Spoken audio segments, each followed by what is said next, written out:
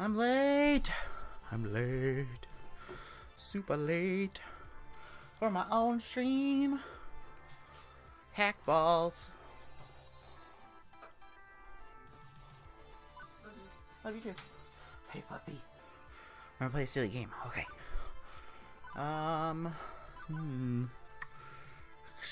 Start. Might need to shrink that. Webcam. We're gonna go.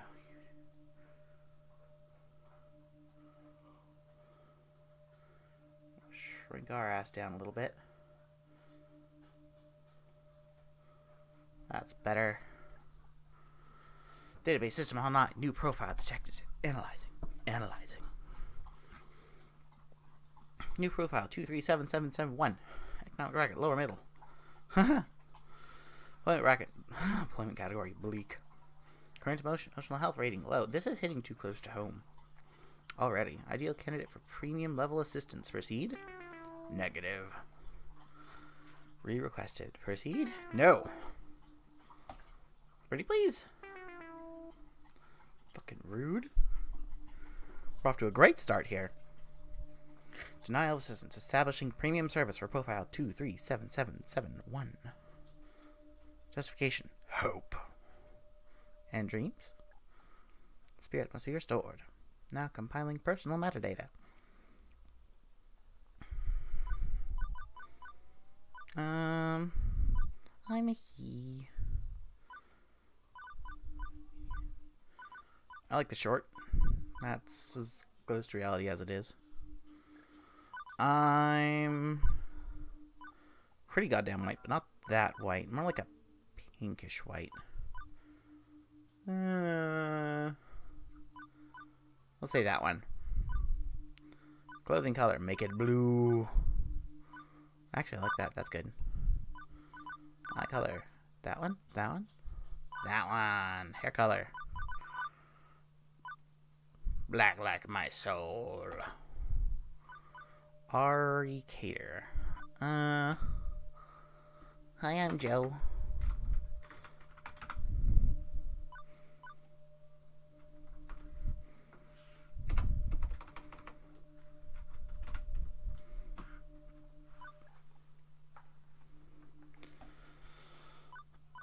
Oh, no, actually, that makes more sense. Edgy. Summon.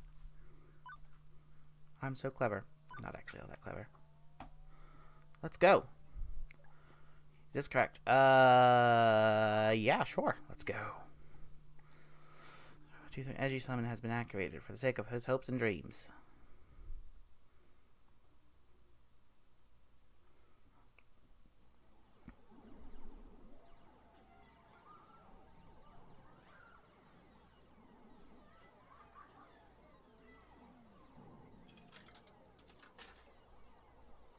Winners don't use drugs. Fiction Factory Games.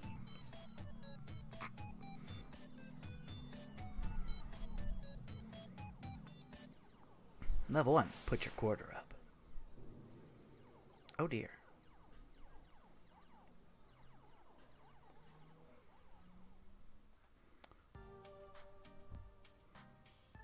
In the future year 20XX, a dark era in which mankind is pushed to the brink of catastrophe.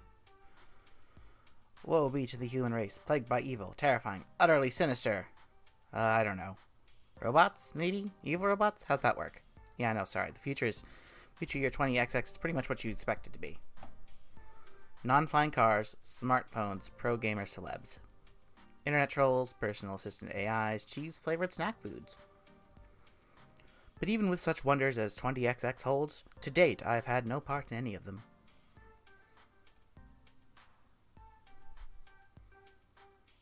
I've worked as a dishwasher, a shoe salesperson, and a lifeguard for the local community pool. I don't care what era of human history you live in, kiddies peeing in the pool is pretty much a constant thing, trust me on this. As for the bustling metropolis of 24-hour neon utopia you see here, my little corner of it isn't nearly as shiny and cool. Let me show you. Behold my quaint little apartment. Actually, I think we can go ahead and put the webcam away. We don't need it for this. You guys don't need to see me scratching my nose. Can't complain, really. It's paradise in a relative sense. I only pay half the rent. Neighborhood stabbings have been down this year. Also, my roomie picks up any stray socks or shirts I leave laying around. In fact, as things go, I'm living large compared to most in my family tree. Or at least, I was, before today. You got fired from another job? Seriously? Seriously? That's 3 jobs since we left the suburbs. Yeah, she looks like a person I would be friends with.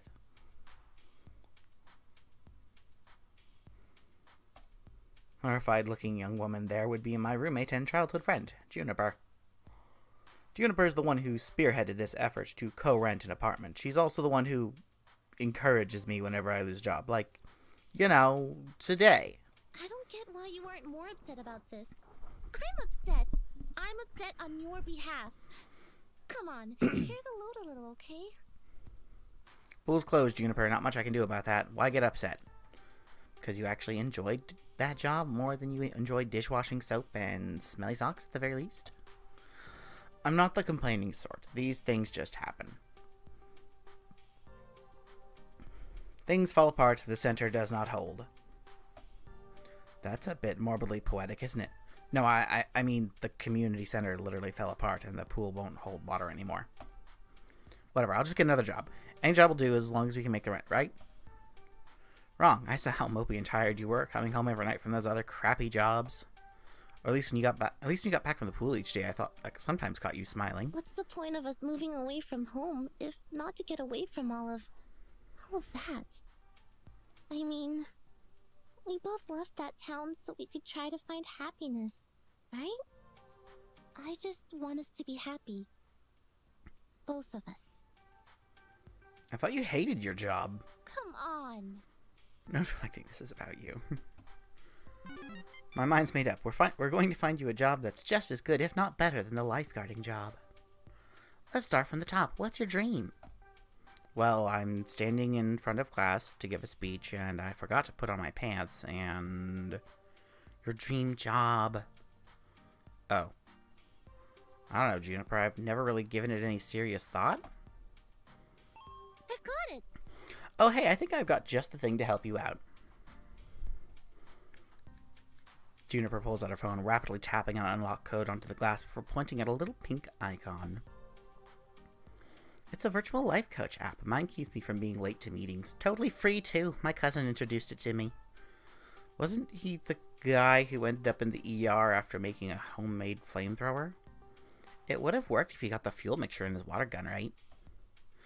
Anyway, I'm sending a copy to you now. I got a pop-up an hour ago offering me 500 points just for recommending it to a friend. Great timing, huh? Well, as long as you're earning points, I guess. At least give it a try, okay? Maybe it can point you at some good jobs. Ones with less socks and or urine. I'll think about it. Okay, but don't think too long, right? In the end, I installed the app. Couldn't bear to see Juniper fretting over me like that. Not that I find it annoying. I mean, it's more that she has enough trouble in her life without troubling herself for my life, too. Both of us had it rough up to and through the point where we left home to try and start a new life. A better one. She deserves better than me and my problems. Bless her heart, she means well. She's been firmly in my corner for all of my life. The two of us against any dark forces aligning against me. Against myself, if it came down to that. But that's not to say she's good at being my advocate. Enthusiastic, yes, but skilled, no. Typically, the fantastic opportunities and self-help resources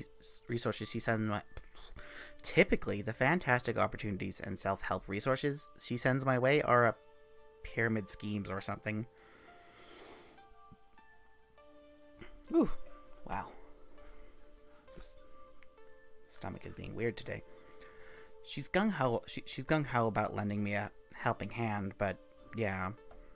So the main reason I went ahead and installed the app was to make sure Juniper wasn't about to get her kidney sold on the black market or something. Still, no sense messing around with it now. A good night's rest would act as a neat little emotional reset button. Right? Right.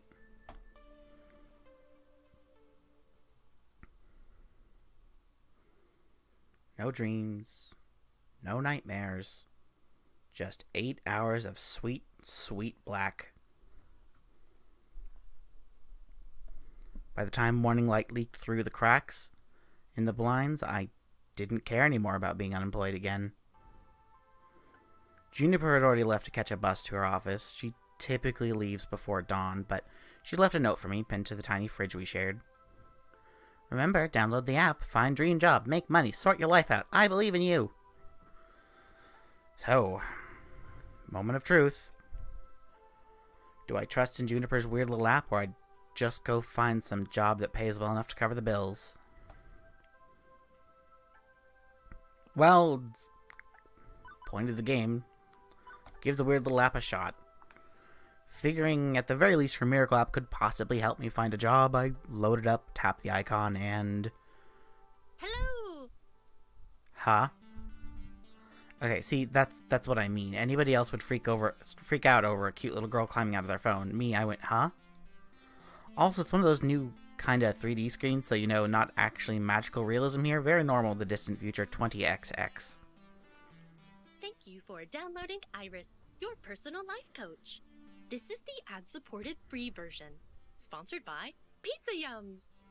Did you know that when you have pizza on a bagel, you can have pizza anytime? Oh my god. Now I want bagel bites. God damn it. Wow. Would you like to subscribe to Pizza Facts? Unsubscribe Pizza Facts.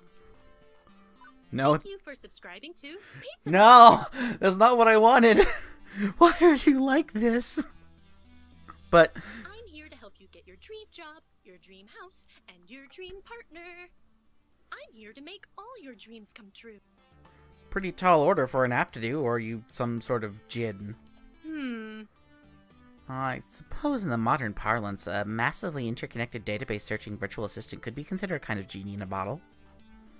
But honestly, all I can do is give you the chance to improve your life. What do you do with it? What you do with it is up to you. I can cross-reference search data for you, but without motivation, you won't get anywhere. I glanced up from my phone at the heaps of laundry and half-finished books and other items strewn about my apartment. Motivation is something I have a ton of. Honest. Hooray! That's super. I'm really looking forward to working with you. Before we begin, do you have any questions? Sure, why should I use this app at all? I mean, my phone already has a voice-activated assistant AI. I can just say, hey phone, search the web for job listings, and it'd work just as well. Ah, but I have an advanced emotional language interpreter. I'm smarter than the average program, with more heart. I can help you sort your life out by analyzing your personality and finding you a perfect path in life, all thanks to my glorious, wondrous, patent-pending, super-duper identity identifier system. Between you and me, that's... They really wanted an acronym that matched my name, but couldn't figure out what to do with the letter R. Would you like to know more? Sure, give me the sales pitch. Every time you think about saying something, I can tag it with an identity. That way you can be the sort of person you want to be. This system allows me to better understand who you are and what you need from life. I do this by analyzing your tone, inflection, and word choice. I can spot 5 different identity identifiers in your responses to people: quirky, steady, kindly, gutsy, and basically. Sounds to me like your programmers also wanted a bunch of things ending in Y. That's correct. My branding game is on point. Quirky responses use jokes, snark, and sarcasm to make light of a situation, just the thing for picking up someone's spirits. But a badly timed joke may not win over the room. Steady responses are sincere, honest, and logical. When you stop and think before speaking, you're on steady ground, but that might not take someone's feelings into account. Kindly responses are compassionate and empathetic, and gentle in nature. They're careful with the feelings of others, but they're sometimes a bit wishy-washy as a result. Gutsy responses go with your gut. When you're brash, bold, risk-taking, and instinctive, you're gutsy. But it also means being blunt, confrontational, and aggressive, so be careful. Lastly, you can always take a basically option. It's a balanced and neutral response, safely moving the conversation along while learning more and digging deeper. Over time, I'll build up a personality profile for you based on the identity identifiers detected in your speech. Maybe you'll be predominantly goofy, genuinely steady, a mix of both. Who knows? It's up to you. So, what you're saying, I should always try to crack jokes, or be super gutsy? Oh, and never speak basically. I mean, being basic's bad, right? It sounds bad. Nope. Heck no, they're all useful in the right context. There are no bad choices. Consider what you could say and go with what feels right in the moment. Don't limit yourself. Sure, you could gamify your personality, but it's more fun to let it happen naturally, you know? Just be you. Letting it happen naturally is kind of my thing. I'm a go with the flow sort of person. Nothing really bugs me.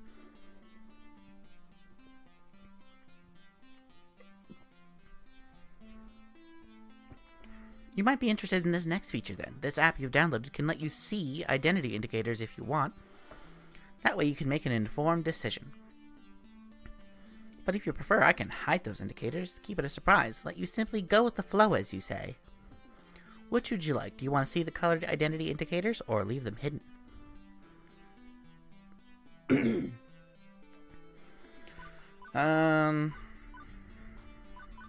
Let's do this one. Okay, you'll see indicators in all their glorious color. What if I'm colorblind? That's why they're so uniquely shaped icons. Don't worry, I got you back. Now, let's see my patent-pending identity identifier system in action. How do you feel about dad jokes? Hi, jokes. I'm Dad. Seriously? Seriously? Hey, I never said I was good at dad jokes. Just that I could go for them. Anyway, as we go along, I'll analyze and tally our identity identifiers. In fact, let me show you now. Good work. Will you look at that? Such a strong personality. You asked me a single question. Off to a great start, I'd say. And hang on, you're scoring me? Didn't you say not to gamify my personality? Hey, I said you shouldn't. I'm an app. I think in numbers, so I gotta gamify it a little. Anyway, studies show that achievements, or Chivos as the kids say, encourage app engagement. Okay, well, what's with the empty space on the left? Oh, I also track vocal responses from people you meet. Once you get to know some folks, I'll let you know how well you're getting along with them over there. Relationship scores. Wonderful. So will you also tell me what the correct responses are to avoid making enemies, or do I need to go find a walkthrough for the vast game you're making of my daily life? Edgy, you're looking at this the wrong way. Generally, people won't get super annoyed at you unless you deliberately and repeatedly provoke them. And it'll be obvious when you're doing that. I promise you that if you bungle a few social encounters, it won't hurt anything. No cheating needed, just relax and have fun. Don't feel so pressured to perform. It'll all work out in the end. In other words, don't freak out too much about what the right thing to say is. My sources say yes. Exactly, just be you, be yourself, and good things are bound to happen. Anyway, you can access your scorecard anytime you like with the Q key, or click on the score in the upper right corner of your screen. And that's everything, ta-da! Okay, but how is any of that supposed to help me get a job? I only downloaded this app because my roomie claims you're a great life coach for the unemployed. What good will taking the quiz off the back of a supermarket checkout rack magazine do with that? Why, it'll help me understand your spirit, of course. You can talk to ghosts? Is there a ghost in the room right now? Am I a ghost? You have to tell me if I'm a ghost. That's the rule. No, silly. I mean your spirit. Your hopes and dreams. Your life's passions. I can even help you find romance. Romance? Seriously? Seriously, often you can find your soulmate and your dream job in the same place, but if you'd rather focus on gainful employment for now, that's fine too. Workplace dating. Well, that's a disaster, and hitting on coworkers right from day one can be kind of awkward. Or am I looking for love and ready to start right out the gate? Never get a second chance to make a first impression. If I meet the right person, why put it off? How do I want to handle this opportunity?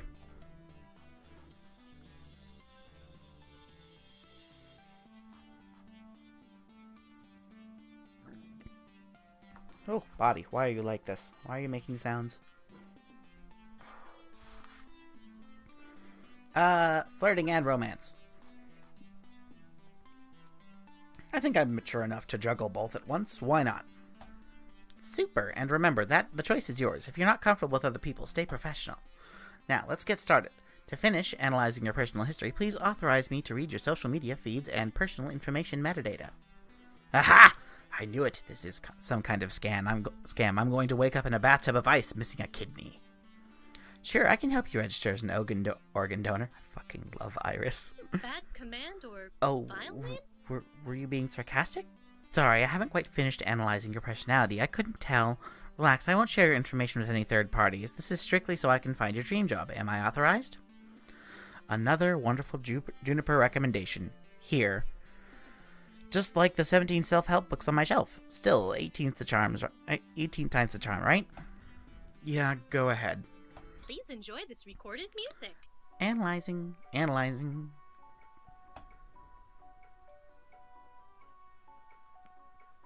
So, do I just stand here, or... Thank you. Thank you for waiting. I have identified your dream job and arranged an interview 30 minutes from now. Please put on some nice clothes. Nicer than those, please. I don't think that's too much to ask. What? For your interview, silly. You want to look your best. But we just... Oh, how... Okay. How did you land my dream job in 20 seconds flat? Simple. I'm awesome like that. Now get a move on. Tut-tut. You'll need to catch the 8:20 a.m. bus, and that's 9 minutes away. Well, this is happening. But I do have a chance to get off this crazy train. Nobody says I have to obey my new digital fairy godmother. I could delete the app and go find a real job. That'd be the safer option. I could... Let's go along with it. A normal person, someone with high standards, would have deleted the app right there rather than hop on a bus to meet up with what were very likely men with sharp knives and a taste for kidneys. But me, I'm already getting dressed before she finished that sentence. It's not that I believe the silly app's claims that serving my hopes and dreams on a silver platter.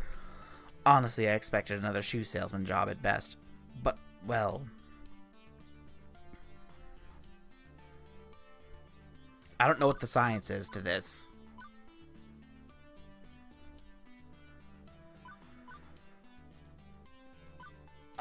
That one hits close to home. As much as I genuinely enjoyed being a lifeguard, I can't say I've found true direction in life yet. I assumed I never would, honestly. When I was young, yeah, I guess I had hopes. I had dreams, maybe even what Iris called a spirit. After things went south for my family, I learned to put all that aside, but assuming Iris wasn't out for my kidneys, what if it's not too late? So I thought, one last time, I'll have some optimism, some faith. And as I came to realize weeks later, turns out I was right to have faith in my spirit.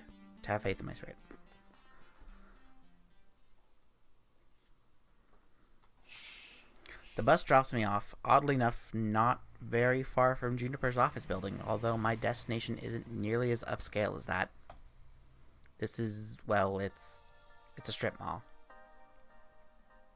Wub sub. Eat freef. This is, well, it's a strip mall. Strip malls are relics of 19XX, places where a random assortment of weird little businesses jam as many of themselves into as tight of a space as possible. For instance, I'm seeing a dentist, a used bookstore, an arcade, fast food joint, a boarded up health spa once called lattes and enemas, which sound... Oh, Jesus. Why? Why?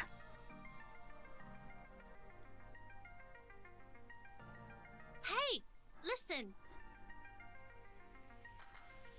I think that's two things no human should ever combine. No, I mean about your future place of work.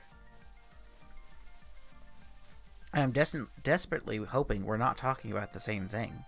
Which one of these businesses exactly am I working at? I don't know anything about oral hygiene or old books. And I'd rather not be a fry cook. Hey now, nothing wrong with being a fry cook. Fuck you. The one in the middle, silly. What, behind the arcade? It is the arcade. Huh. Trust me on this, I referenced and cross-referenced and cross-referenced your personality details, personal history, and social media connections. This is your dream job. my dream job. Really. 99.97%.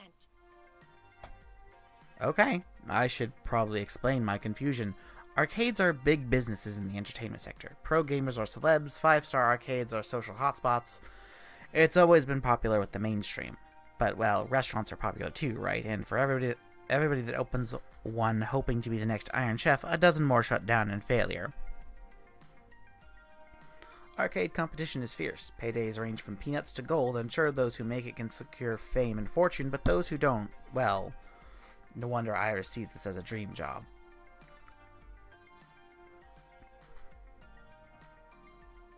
Oh, this is a horrid reference.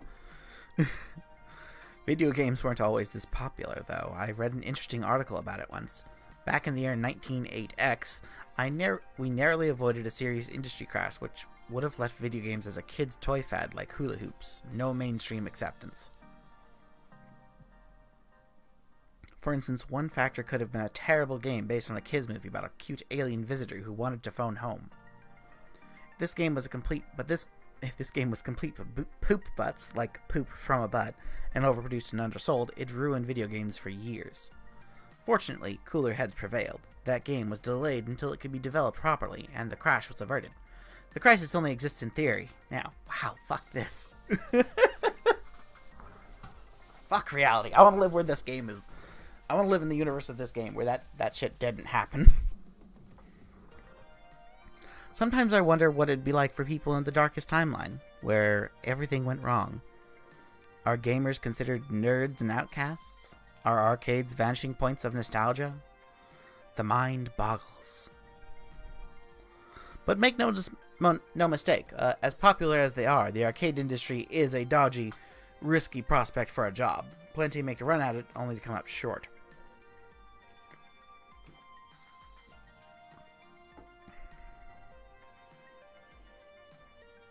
Considering Iris was tasked with getting me a job I'd enjoy and could keep for more than a few months, this left me a bit confused. Iris, and this isn't me saying no. It's an interesting prospect, but, I mean, are you sure about this? You say you're 99% sure. 99.97%. Won't this be like my lifeguard job, though? Satisfying but short-lived? This arcade doesn't exactly look like a 5-star. It's no Deco's Palace, that's for sure. And to be perfectly honest, I haven't set foot inside an arcade in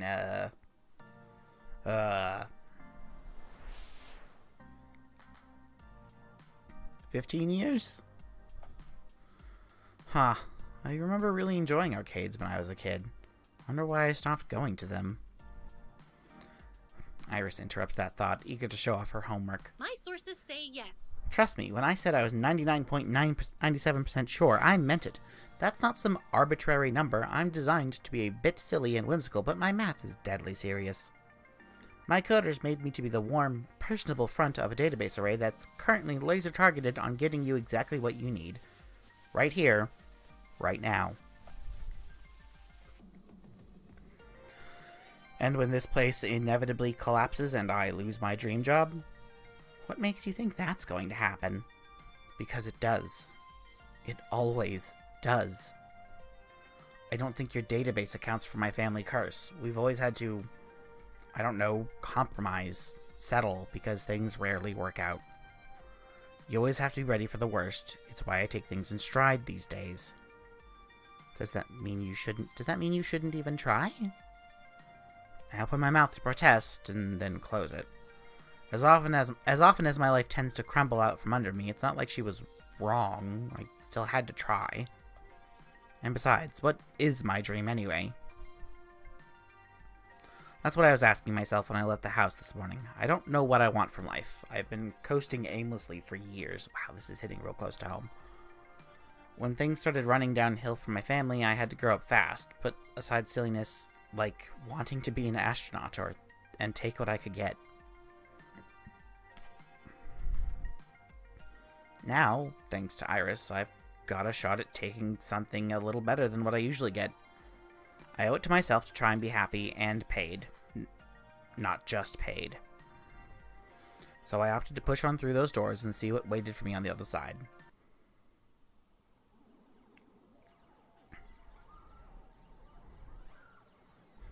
Cars 5.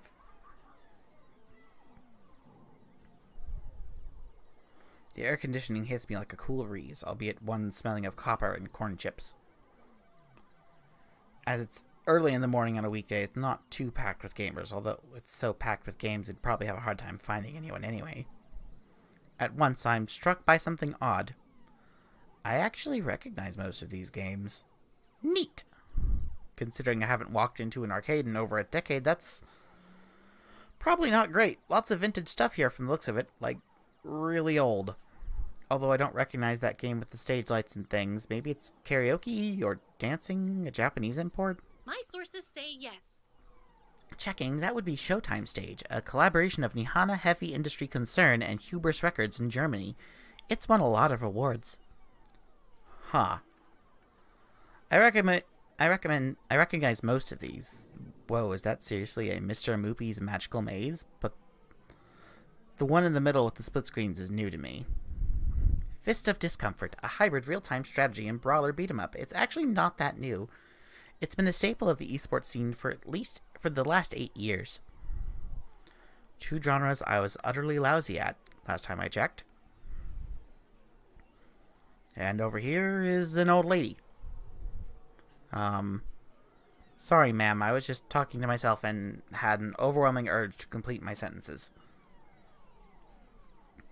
Thankfully, I don't think she's even registered me calling her old. She looks up from her knitting, seated behind the ticket prize redemption desk, and offers a wrinkly smile. Well, hello there. Always nice to meet someone new in the Funplex. The what? Francine's Arcade Funplex. Didn't you see the sign out front, dear?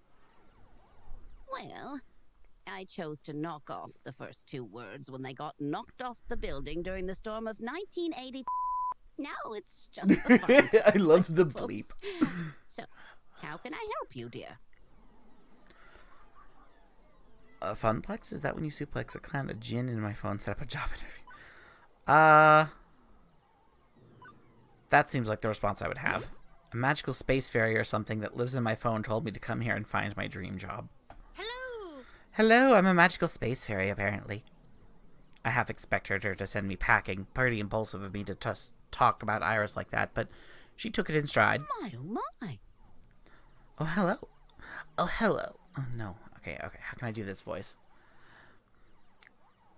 Oh, hello, my.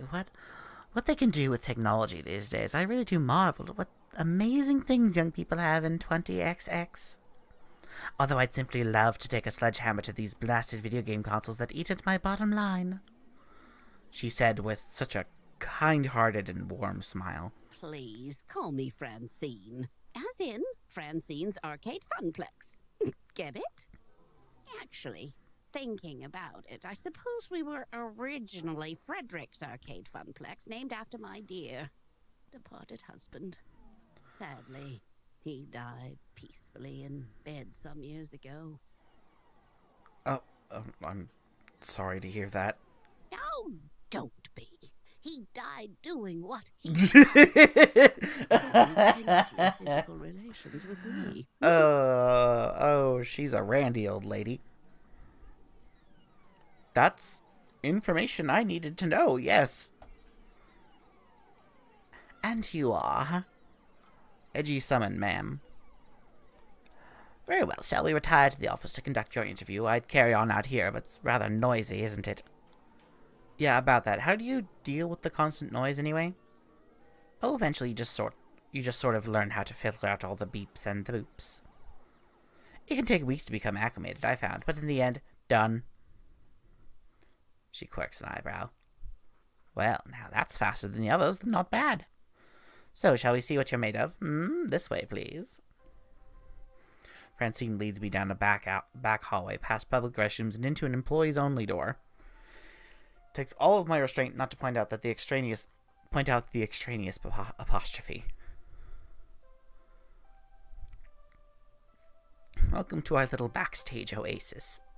I'd suggest we do this in Gavin's office, but it's a bit too untidy. I don't blame the boy, he's been so overworked lately. Please, have a seat and we'll begin. As quirky as this place and its owner may be, at least I'm confident that I can nail the interview portion of the proceedings. I've interviewed for a dozen jobs and held down 3. I know all the standard questions. What are your greatest strengths? What do you see as your weaknesses? Once I even had to describe how to assemble the Lego set to prove my communication skills. Considering I ended up washing dishes, I'm not sure why, but the point is I'm confident, prepared, ready. If you were a dinosaur, what dinosaur would you be? What? If you were a dinosaur, what dinosaur would you be? Right, okay, maybe this wouldn't be a typical job interview after all. No problem, go with the flow, let's do this.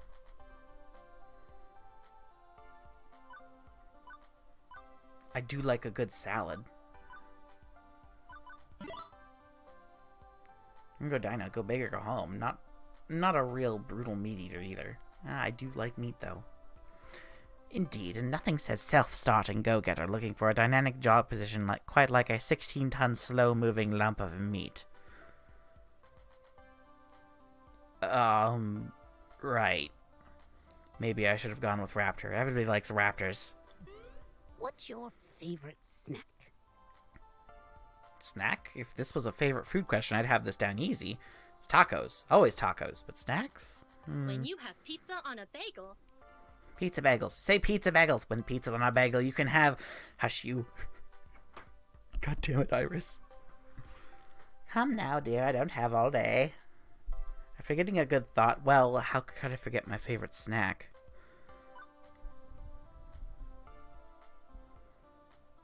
It's tacos. Tacos and only tacos.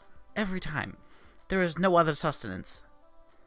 I can see you are a person who knows exactly what they want. And how to get it. You know what they say, and you are what you eat. Wow! I feel like I just got slammed. Next question. Nothing I prepared for has helped me plan for this odd interview. I brace myself for the next one. What assets can you bring to the team during the inevitable zombie apocalypse? This isn't a regular question. Thank you for your input, Wolf. Wolf? Hey, buddy. No. No. Settle down. No, baby. No barking. Wolf, hey. Hey, you want to earn a treat? Come here. Come here, buddy boy. Come here. Okay, can you sit for me? Okay, lay down. Good boy. Here, West, you can have one too.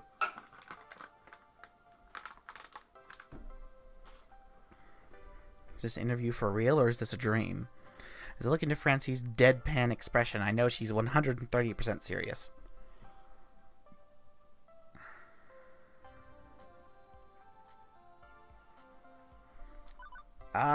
Medical.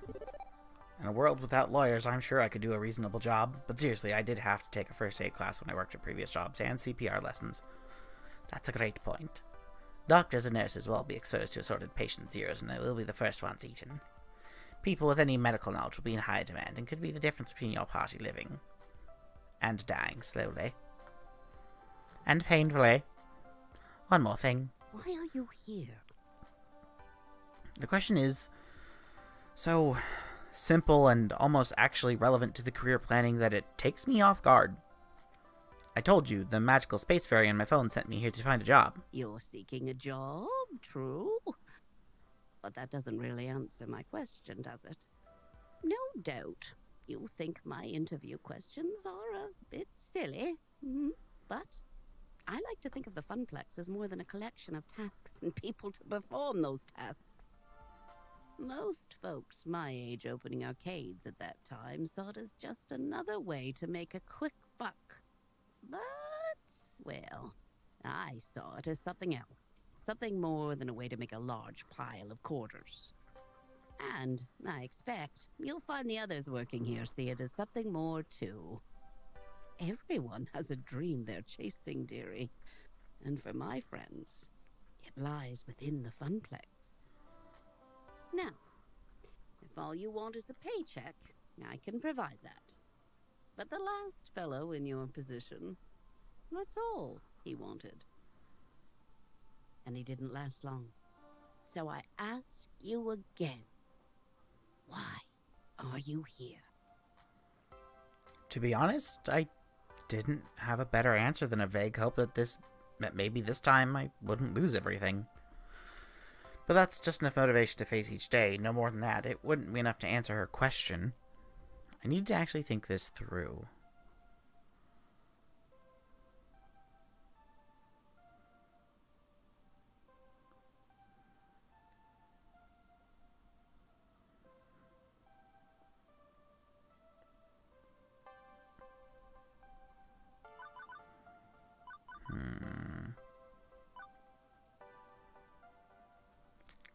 Torn between this one and this one. Red and blue.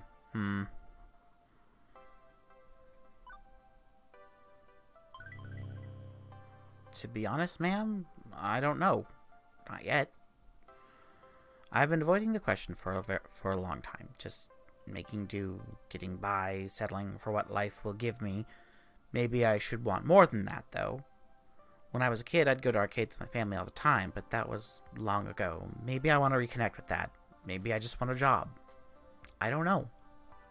But if you hire me, I'm hoping to find out why I'm here along the way. I can promise you that I'll take this job seriously. In my last job, I was a lifeguard. Even if arcade games aren't a life and death, I promise to take my work just as seriously. That perks her attention. Oh my, a rather serious occupation, that. And an unusual step from such troubled waters to a land of make-believe. You enjoyed this role as a lifeguard, I take it? Yes, ma'am. My roommate says she often noticed me smiling after coming home from work, which makes Francine smile in turn. I can't say I can offer a role with such high stakes, but you'd be surprised at the many ways one can save a life, even here. Very well, I'm satisfied. Let's get you to work. I breathe easier at that. Probably the weirdest job interview I've ever had, to be sure, and yet it felt appropriate. Like it was about far more than just filling a slot on the payroll. Francine leads me back to the arcade floor to introduce me to my duties. It only occurs to me now that I forgot to ask exactly what duties this mystery job I'd accepted really involved.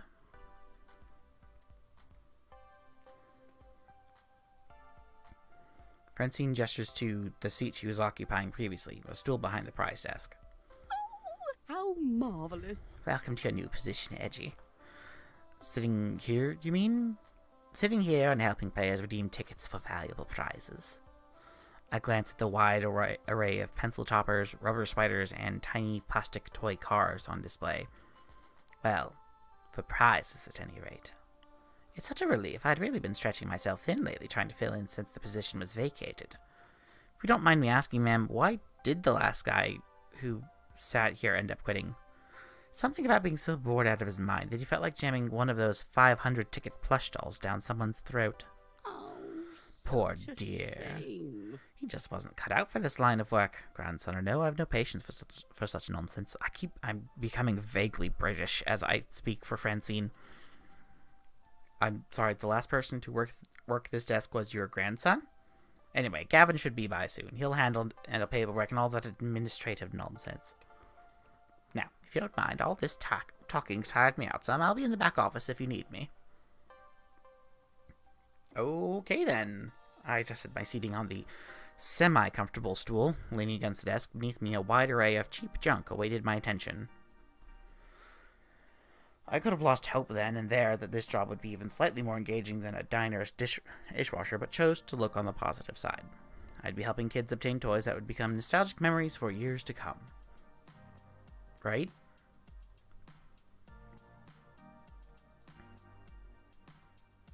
Any minute now.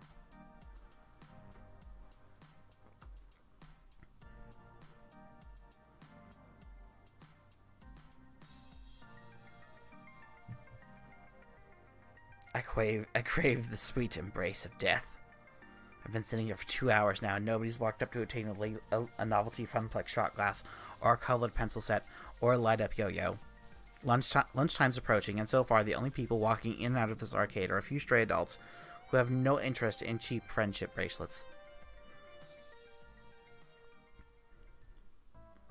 Oh, hello. Thankfully, my first customer of the day arrives before I start wondering if one of those 500 ticket plushies could really fit down someone's throat. Or maybe not. Nope, just walking right on by me, his head buried in some sort of spreadsheet off his tablet. Was he here to play? Doesn't seem like the typical businessman on a break or unwashed employee game aficionado, in fact.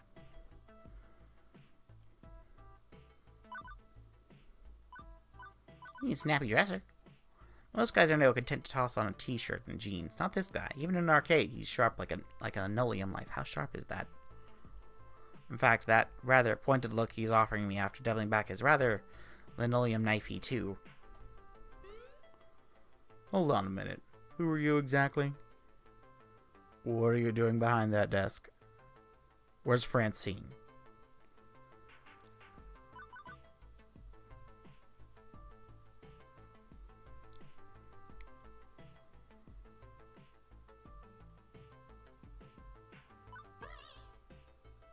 Why, I am Francine, dear. The wonders of plastic surgery. I think not. Out. Now. Kidding. I'm edgy. She hired me to work the desk. I'm her grandson's replacement. He doesn't look pleased with me jerking around like that, but nods in satisfaction anyways. Good to hear. It's about time. I was wondering how long she'd have to work the desk. She's got gusto for an octogenarian and loves working the floor, but sitting here all day handing out toys and dealing with problems wears her down. So she explained the job to you? Gave you the papers to sign? She said Gavin would handle that stuff? With a sigh, he rubs his forehead, feeling a headache coming on. That would be me. I'm Gavin Cooper. I'm the business manager here at the Funplex. I make sure we manage to keep having a business, rather than a pile of rapidly collapsing fiscal mistakes. You're just a ray of sunshine. Right, so, as you've no doubt guessed, you'll be exchanging tickets for prizes, but that's the least part of your job. There's more to it than that. You're the floor attendant. You attend the floor. What, the carpets? Seriously? The floor, the arcade, the games, the patrons. You're the one running around, putting out fires and sorting out problems. Technically, you're our second floor attendant. Ashley will be in later, but we need two. One to roam, one to operate the desk. You're in. I do it myself, but I'm typically busy in the back office, making sure this whole thing doesn't fall to bankruptcy. It's becoming a little bit southern. That's why Francine loved filling in. She's a people person. She loves helping out in a pinch. I am not a people person, as you've likely gathered. That's not to say you're alone out here. I'm in your corner, at least. If things go south, you tap me for advice on what to do. You got a phone? Of course. Of course.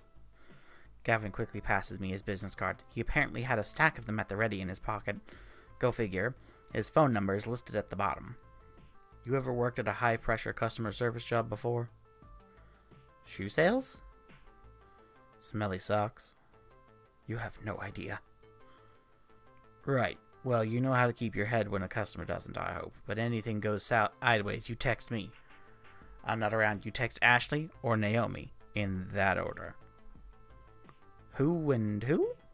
You'll meet them soon enough. I think not. Above all, do not bug Francine. She's practically retired. Let her enjoy that retirement in peace. Comprendo?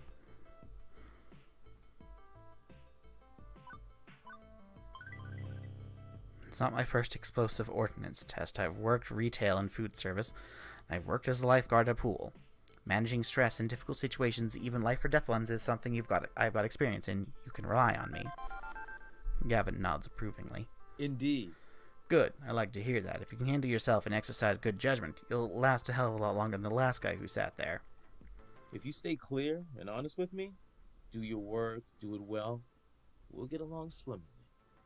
I have enough problems keeping this magical arc of hopes and wishes afloat. Please, don't add to my problems. Magical arc of what now? Gavin sighs again, a stress release gesture, but his expression softens somewhat afterwards. I take it Francine told you her theory, that this is more than just a job, more than just an arcade? That's my understanding. I'm not into dressing up words. I like to speak plain. If I'm curt, then that's because optimization is a factor of my job. Everybody working here wants to work here. This is me. I love chaos. I love wrangling chaos specifically. The arcade industry is high risk, high reward.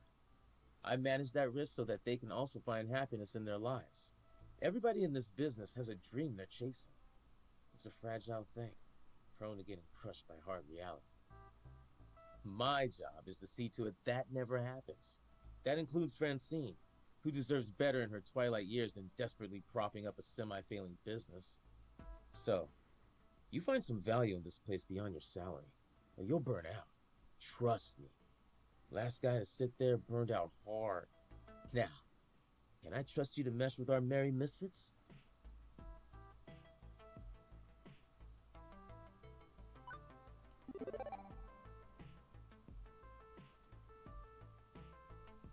But I'm not here to step on anyone else's dreams in the process. I'm here to do my best at supporting everyone. Good to hear. I'd say we share similar views then. It'll be a pleasure to work with someone who's actually enthusiastic and competent. And hopefully this hive of weirdness will help you find your dreams along the way.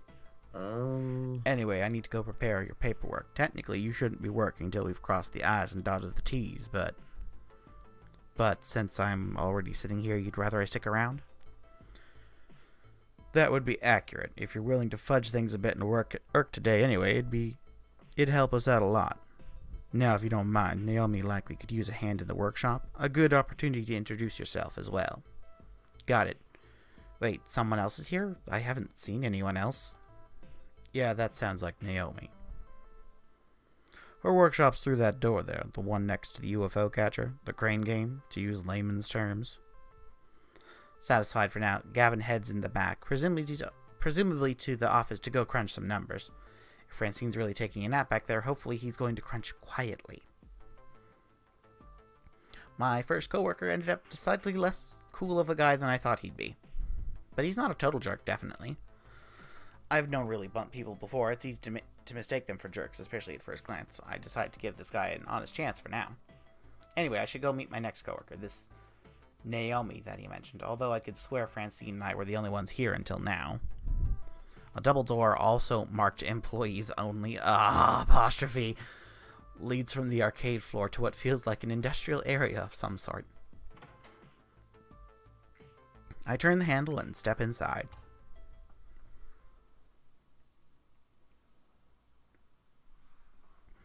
In a little room tucked away between the back offices and the Funplex front, I find what is very likely this Naomi, spoken only of in myth and legend. A girl about my age, but certainly not my height, is tinkering away on what looks like a CRT tube monitor. I didn't realize they had so many circuits. She doesn't notice me when I come in, but too busy soldering a piece of capacitor into place, the lingering smell of melting metals fills the air of the poorly ventilated workshop. Excuse me? For lack of a better way to interrupt her. I was worried no matter what I did, she might, I don't know, burn her fingers or jump so high she hit the ceiling or something. Fortunately, the shock's not quite that intense. Ah! Oh. Hello? Hey, you know this room is for employees only. She said, with no apostrophe. Are you lost? Do you need something? I'm Edgy Summon. I'm the new floor attendant, starting today. Oh! Hi. I didn't realize Francine already found someone. I guess I forgot to check my text. Whoops. She spares a glance at her phone on the nearby workbench, where a huge stack of green notification messages lie in wait. One thought comes to mind on actually seeing her.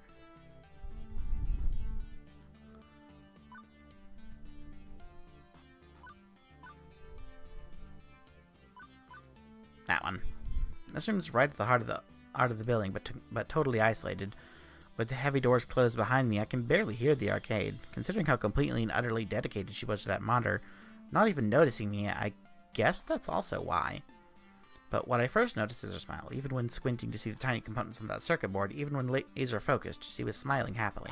Anyway, I'm Naomi Fairchild, the Funplex's techie. Hi! Pleased to meet you. I was expecting Gavin, though. He usually checks up on me about now. He's busy doing strange things with numbers. Ugh, yeah, that sounds like Gavin.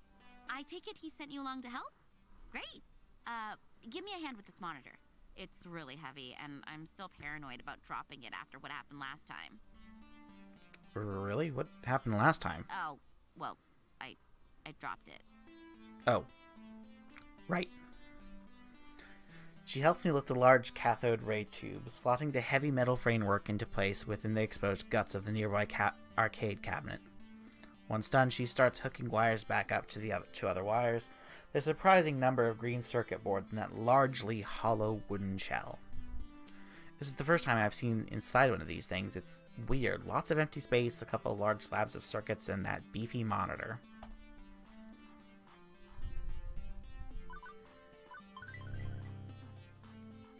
Why is it so empty in there? It seems inefficient. Couldn't you pack more games into the arcade if it was more compact? Not really. It's more about the footprint on the floor than the vertical height. Naomi keeps working, using a pocket multimeter to check various connections as she speaks. Let me explain. I mean, compare American and Japanese cabinets. Ours are designed for standing players, so they have to be upright, even if that means an empty base. Japanese handicabs are shorter, so you play sitting down, but I prefer American style. Ours have more room for art. She closes up the rear access panel, closing it with one of the many keys on the keyring at her side, and steps back to admire her handiwork. There's genuine joy in that smile, not just at a job well done, but at looking at the whole thing, like it's a fine sculpture. So beautiful. Oh, I love the classy Midway style. Look at those sharp angles, the side art decals, the bold front on the marquee, the bezel artwork. The what artwork? With a sigh, Naomi points out key features to me. The strip across the top with the game title, that's the marquee. The artwork that wraps around the monitor, that's the bezel. I mean, you see it too, right? How beautiful and cohesive it all is, working in harmony to give this name its own unique feel, its own experience. As for me, well...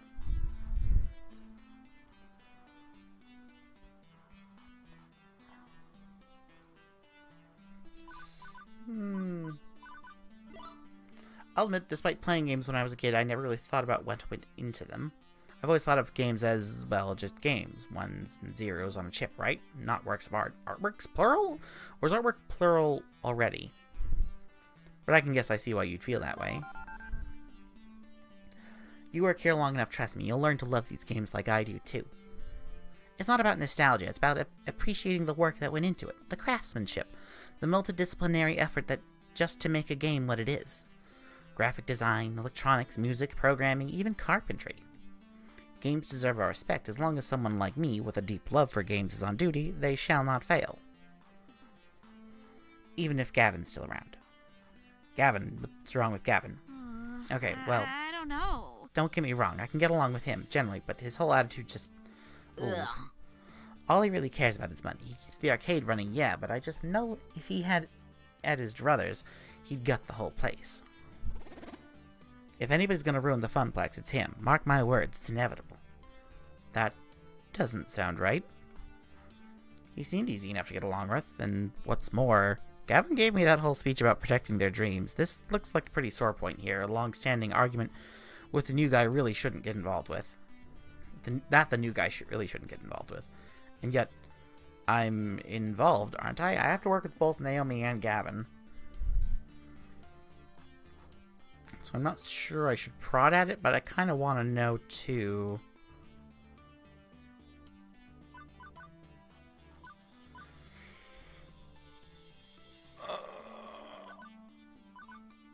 I wouldn't do this one, that's for certain. Not in this situation. Let's just let her...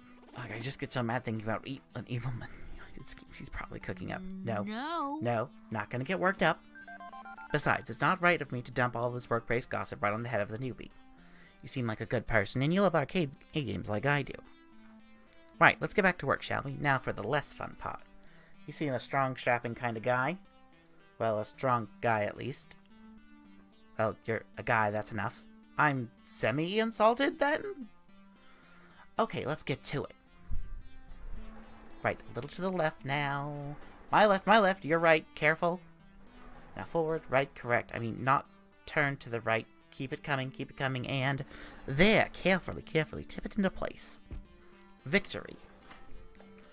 I gently eased the rolling dolly forward, the giant wooden box slotting into place alongside its neighbors. The two-wheeled dolly makes it easier, but hardly easy, especially with Naomi fretting over her baby getting scratched, or worse, falling over. But with the work done, she's all smiles again. Yeah. Okay, glad to be done with that one. I swear I've been working on that monitor for ages. Those tubes are finicky as heck, and I'm not totally satisfied with the flyback, but... Thanks for helping me out, Edgy. I think you're gonna do great, just great here. Happy to... Oh, right. Stomach growling. Food required, except... I wasn't expecting to actually be working today. I forgot to pack a lunch. You have pizza on a bagel. Now, I'm just talking here, but... if you had pizza on a bagel... No, Iris! Hey, so any good restaurants in walking distance? I think that bookstore next door sells donuts and stuff, but... Oh, no, not really, unfortunately. I mean, there's a cheapo wub sub sandwich place, but even if that stuff is super tasty, you don't want to go there, and you need to eat healthy. Hey, I know, wait right here. Wolf! Doggo! Hush, what are you barking about? Why are you so grumpy? Huh? Whoa, whoa. Wolf?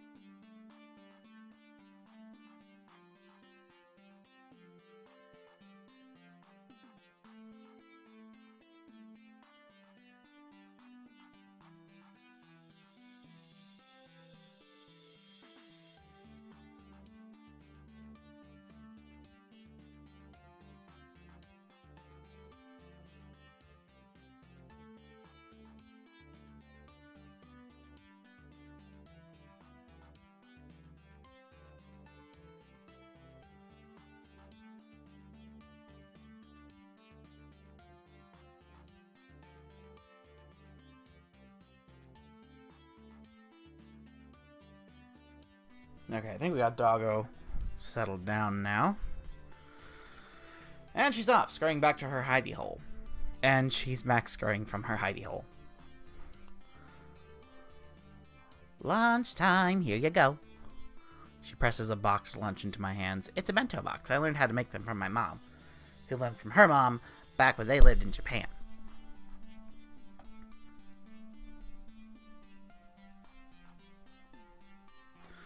Rice and pickles and all sorts of good healthy things. Wait, you're giving me your lunch? Sure, why not? And yet, when I first walked in as a stranger, she looked super uncomfortable with me. That escalated quickly. What'll you have for lunch then? Oh, I can just get some nachos from the vending machine or go hit the whole story next door. I've got a book delivery to pick up anyway. But you said eating healthy was important. See ya. See you after lunch. I can't help but think she was just looking for an excuse to get some junk food instead.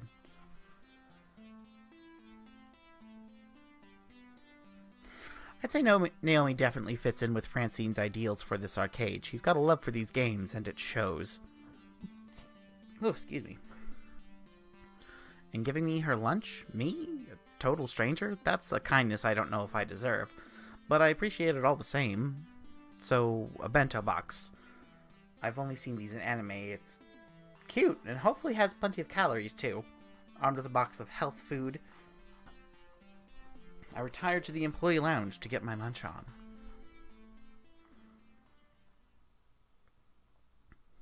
Penguin there, baby. The room where I had my bizarre job interview will suffice for food times. It's not much, a few folding chairs and a kitchenette, but it'll do. Utterly famished by this point, I have a seat and unpack my loaned lunch. That's horrifying. Actually, this entire thing is horrifying.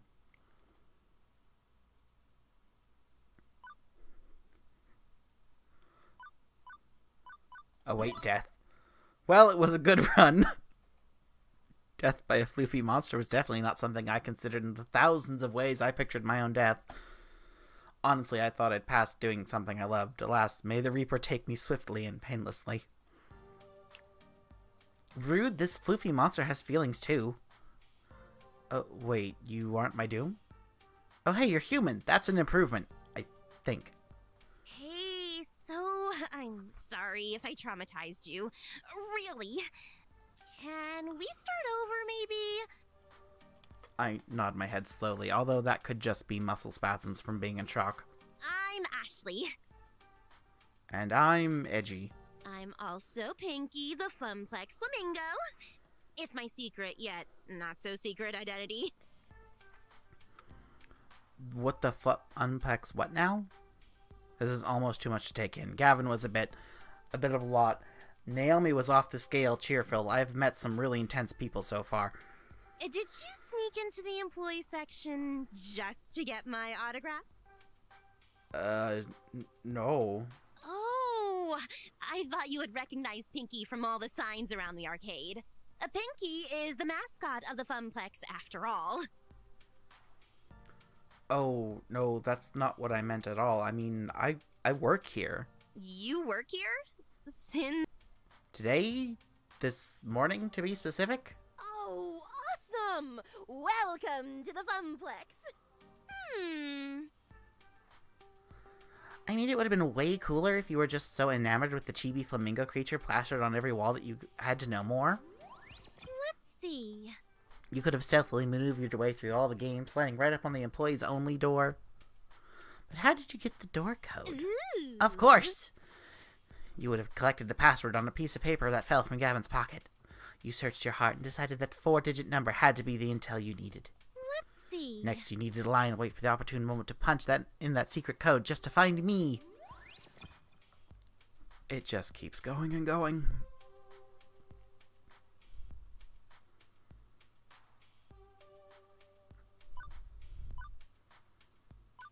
Is that how I come across to people? As a creepy trespasser?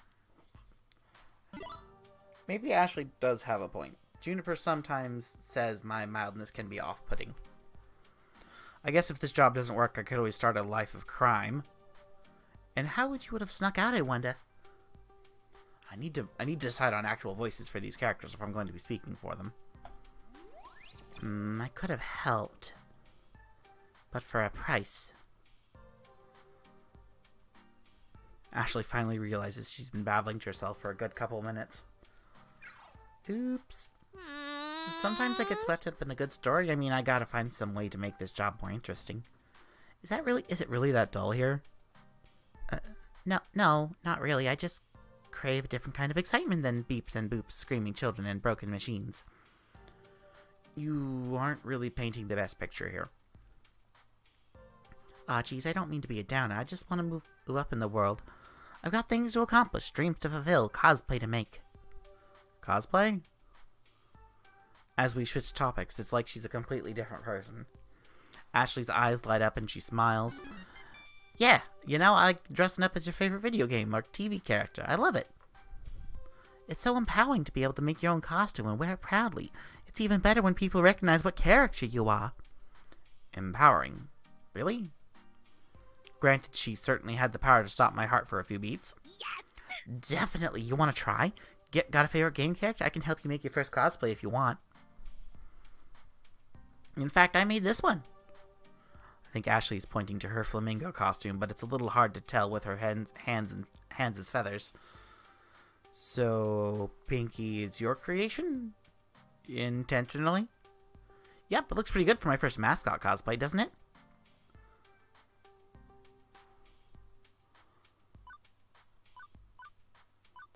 Let's go with that one. I'm all thumbs when it comes to stuff like that. Literally, I've got enough thread running between them. I'm pretty impressed, though. Naomi was going on about craftsmanship of games. Clearly, you're digging on craftsmanship of costumes. Aw, thanks. It's nice when hard work is appreciated. I wear it around the Funplex to liven up the crowds, get people pumped to play some games, and the kids seem to adore it. That makes sense. Although the arcade has been completely dead so far, no crowds to pump or kids to be adored by. Hey, secret between you and me? Ashley motions to me to come closer. She leans in and glances around the room once and then talks in a hushed tone. I did some repairs on Pinky overnight. I had to restitch the left arm, and I was giving her an old test drive to make sure it doesn't fall off. Huh, limbs falling off seems bad.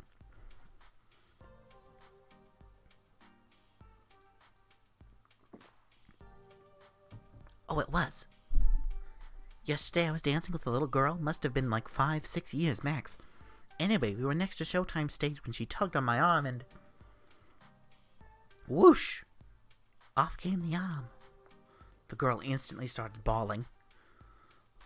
This girl's like making her into kind of a Jersey girl kind of sound here. Well, at least you are consistently scaring people and it's not just me. Nope. Hey now. I don't want that to happen again. I felt so bad. But enough about me. What about you? So you're Carl's replacement? I guess so. I'm the new floor attendant. I tend to the floor. The floor is the thing I am attending to when I'm not going into cardiac arrest. At least you're funnier than Carl, that's for sure. I can't wait to go home and tell Jupiter I do have a sense of humor. She'll be so proud. I assume we've already met Francine, but have you had a chance to meet Gavin and Naomi yet? Yeah, I met them already, although it seems like they aren't too keen on each other. Right? Ashley rolls her eyes and lets out a sigh. I wish they would hurry up and make out already. Yeah. Wait. What, seriously? So, are they going out? No. But they always bicker like an old man couple. Classic anime cliche, the ones who fight always end up together. Mark my words, Edgy. Consider them marked. Beep beep. Beep, beep, beep, beep, Edgy. What's that sound? Drat, I set an alarm for when my lunch break was over. Time to go back to the grindstone. I didn't even get a chance to eat. No! That's no good. Edgy needs his calories. Eat up. You'll go watch the floor. In fact, I'll go watch the floor. In fact, how about I take over the ticket desk for the next shift? You can do my job and wander the floor a bit. Fair enough. Thanks. Ashley winks before her face... Ashley winks before her face disappears into the dark recesses of that inhuman mask. As I'm wolfing down rice in the shape of a little heart. Wow, it occurs to me I didn't actually ponder my first impressions of Ashley yet. Let's see. Don't ship real people. No, don't do it.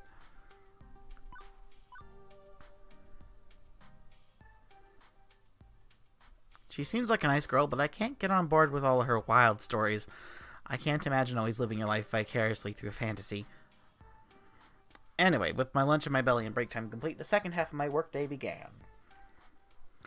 Rolling into the afternoon, the crowd starts to fill out. School's done, and late rising pros are heading out to their arcades of choice. With Ashley covering the desk, my job is to wander the floor looking for problems, or potential problems, or just making sure everything's a-okay. But for starters, it's a good moment to collect my thoughts. Got off on the right foot with some of my coworkers and the wrong foot with others. A mixed bag, let's say, but not awful. I need to make sure I get along with these people. They're going to be part of my life one way or another. And if Francine's willing to pink slip her grandson, well, I'm expendable. I should be careful. Hang on, no time for daydreaming. I think I spot, let's see, 3 possible issues to look into. I should have time to get to all of them, but which do I tackle first?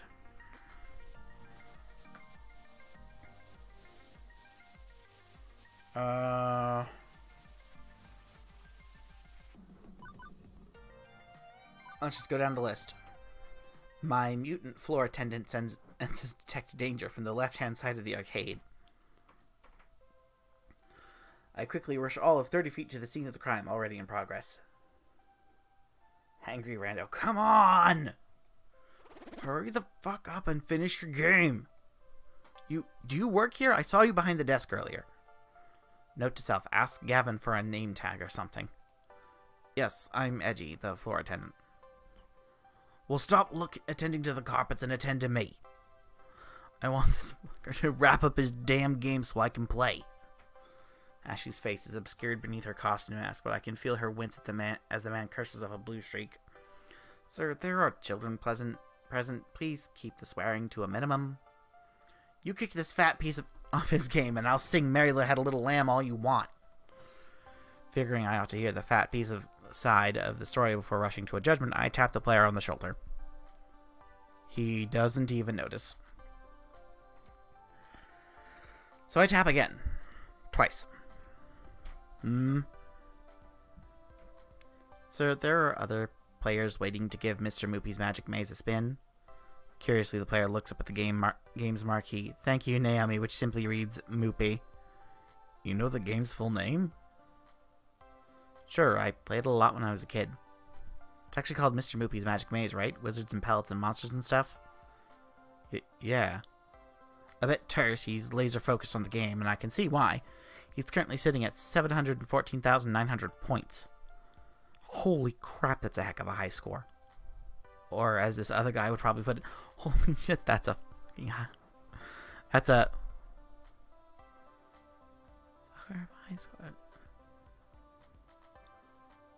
I don't know what... Excuse me. Right. Sir, can you please wrap up your game? Nope. I'm keeping good pace here. Plenty of livestock on par with getting close to the world record before the kill screen. Somehow the thick arcade jargon sounds classier when draped in his British accent, like I'm watching some documentary... Oh, fuck, he's British. Like I'm watching some documentary program on the BBC. Yeah, but this is a public arcade. Other folks want to play the games too. He finishes clearing the current board while pondering the predicament. Okay. At first, I think he's stepping away to end his game, but he's letting his socks off. He's letting a stock of 50 extra dudes slowly deplete as he pulls out his wallet. Without pause, he pulls out $3,000 in cash and holds it out. Will this cover it? For a moment, I flash back to that movie where some dude pays another dude to sleep with his wife and they roll around in bed covered in money and, cover what exactly? The cost of the game. The game itself. I've never seen this much raw cash in one place at any given time. It's not even in 20s. The dude's rolling in Benjamins. One moment, please. On it. Fortunately, Iris already has my messenger app open for me, with Gavin's contact info preloaded. With trembling fingers, I key in, customer wants to buy Moopy for $3K. What do? In less than a minute, I have my response. Considering we paid $200 for it plus parts, yes, absolutely yes. Sell that relic immediately. Well, okay then. Although, how's Naomi going to react to this, offloading one of her darlings just because Gavin wants to make a 15-fold profit? It also feels kind of weird to be taking advantage of this guy's lack of grasp of the real cost of old arcade machines. I knew all this workplace drama was going to catch up to me at some point, but with this rando breathing down my neck, I gotta make a decision.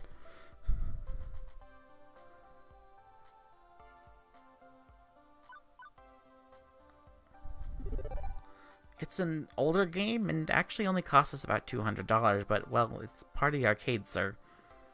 I expect this apparent gazillionaire to protest at not getting his way, but he's smiling. You're right, this is Moopy's home after all. Is that British or Australian? Shit. Let's compromise. I'll pay you $1,000 American and own the game, but you keep it here. And in return, I get to play as long as I want, provided nobody's already playing. Shit, is that British or is that Irish? I don't know how to do a British accent. That way I can keep chasing the score, but your arcade stays whole. I'd hate to break up a loving family. Naomi will be relieved to hear that, even if Gavin may flame me for passing up $2,000. Good, I'd hate to make Naomi cry. How could I live with myself? Which leaves the rando hopping mad. To be fair, we had been kinda ignoring that he exists. What the fuck, man? What kind of arcade is this? Anyway, fuck this. I'm going to Deco's Palace. And we just lost a customer stopping his way out the door. Stomp, stomp, stomp. On the plus side, Naomi won't cry. On the negative side, I just drove a rando out into the cold. What a disagreeable fellow. As for the player, well, he goes right back to playing. Eating pellets, zapping ghost monsters, clearing mazes. With this crisis behind us, I can actually focus on who this crazy rich guy actually is. Dad bod. Yes. That cuddly, cozy teddy bear physique, the Benedict Cumberbatch accent, and he's soaked in compassion and empathy for others. Yes, please. Okay, well, I guess we know who we're gunning for this game. He could have just waltzed out of here with that game. He didn't. He cares about more than money and more than his own high scores. He's more mature than me, but that's more than okay in my book. I've always been attracted to that age bracket. I'm sure he could teach me a thing or two. About Moopy, I mean. Right. So, you know Naomi? He's happy to talk even while playing. Of course. I'm a Funplex regular. My name's Percy. Why, hello, Percy. I'd hazard you're our new floor attendant? I was here when Francine seated you behind the desk earlier. That's me, Edgy Summon, Arcade Wrangler. Well then, it's a pleasure to make your acquaintance, and I look forward to getting to know you better. So, you seriously just been playing Moopy all day, huh? What can I say? It's my calling. I actually owned a Moopy cabinet once. Had it in my flat. But playing it by myself, all alone in the dark, it's not the same. I need the atmosphere. The beeps and boops? No, those you eventually learn to filter out. I mean, everything. It's all about the emotions. The laughter and the tears. The excitement of competition. I need that swirling chaos of human emotions around me to play at my finest. Naomi gets that. She keeps Moopy in top condition for the day I eventually land my high score. What's the current world record then? About 3.5 million. This guy's been standing here since I was working the morning shift, hours and hours, and he's still only about 720k into his game. Can't imagine him being in anything but top health condition to try this. Guy's gotta have legs made out of carbon fiber and a bladder of tungsten. I just let a few extra lives drain out whenever I need to go pay. Also, he may be psychic. I feel like I should let him get back to his game, but burning questions, they burn like fire.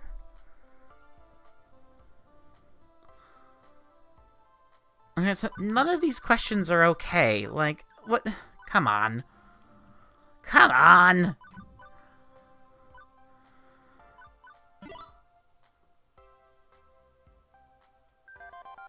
Right. Of course, the score's more important than anything. Except eating and paying rent more important than anything. A few hours a day trading after I go home keeps the bank bounce and bounce. Anybody could do it if they had the head for numbers. He points to the current score at the top of Moopy's screen. If I'm going to define myself by a number, this is the one I choose. I don't feel people are defined by their work. I know the arcade is home to those who've made their passion into their work, but it's the passion that matters more. I have my passions the same as anyone. I look forward to learning yours as well. When I'm not deep in the middle of a game, I mean.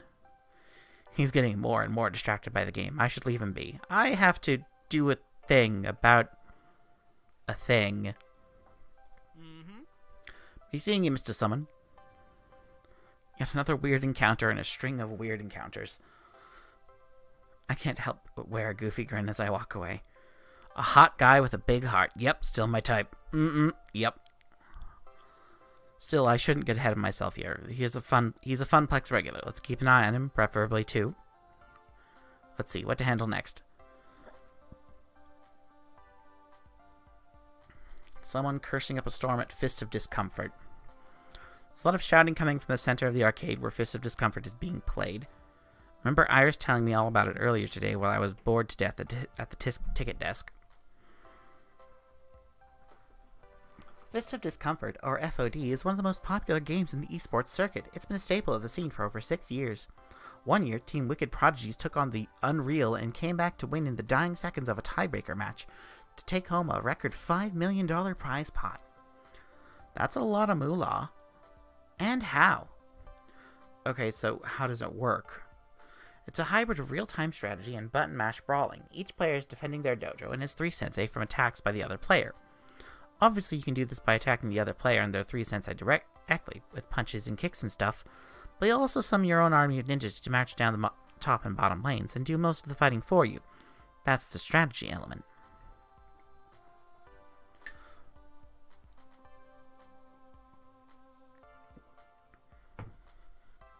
With a combination of knowing when to summon allies, what stat boost items to buy from your dojo shop, and your combat skill at fending off enemies, you can punch through your opponent's minions, topple all their sensei, and destroy their dojo. So, summon good ninjas, punch bad ninjas, smash dojo. I'd say boiling down a rich game of action and strategy played the world over by top gamers in such a way is a bit degrading, but sure, okay. All of which is super interesting and stuff, but right now all I care about is dealing with the loudmouth currently playing the game. The closer I get, the louder the yelling gets. Most of these are words that... What the What in the actual... No, those are definitely all words my mother would disapprove of. You've got to be fucking me. I don't even know how to do this, what I would do for this woman's voice.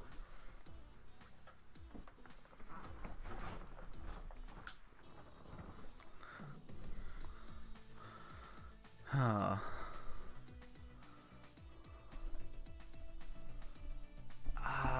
How should I do this lady's voice?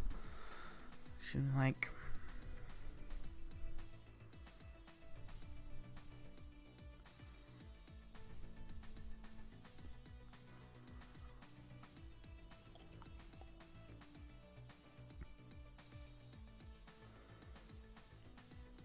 There is no way that is even plausible. Those hitboxes don't even fucking connect.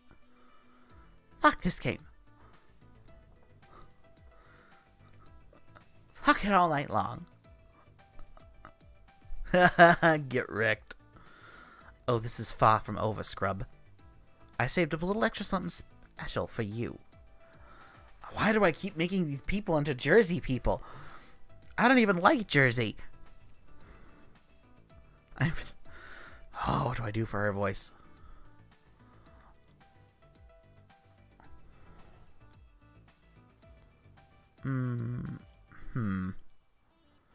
I've been baiting you into attacking my sensei, which you fell for. Hard. Oh, hey. Did I forget to mention that I bought an extra ultimate technique skull from my dojo? Whoops, my bee. Wait, what? You haven't been farming. How could... XP check technique with creep waves. Take this. 5-fold fucking explosive death claw technique. What? How did you defeat me? I love that he explodes and just... That's hilarious. No, Rando Calrissian. Oh, GG. Oh, GG, fodder. No one can defeat me, Queen Bee. Oh dear. My dry eyes blinking painfully makes me realize I've been standing here, watching intently, during that whole exchange. I'm not 100% sure what just happened, but that didn't matter. I was completely sucked in. Couldn't tear my eyes away. It's like watching a train wreck. I mean, like, if the train was the arcade game, the wreck was that guy's face. Hey, kid. What are you staring at? Never seen a champion of my caliber before? Oh, seeing as I don't even know how to begin to start, even consider how to respond to her questions, I opt to take a moment and collect my thoughts. From what I've somehow gathered, she goes by Queen Bee. That jacket she's wearing identifies her as a member of L7 Gaming and Arcade Esports team, and she's the most direct, fierce person I've met all day. That's saying a lot considering who I've run into so far.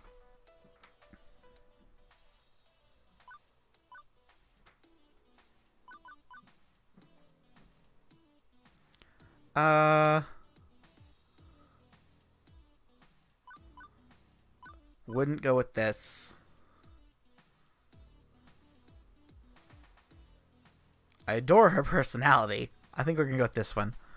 With that level of excitement always gushing out, I can only imagine how much enjoyment she gets out of life. What can I say? People love winning, and it seems like she wins a lot, at least between bursts of...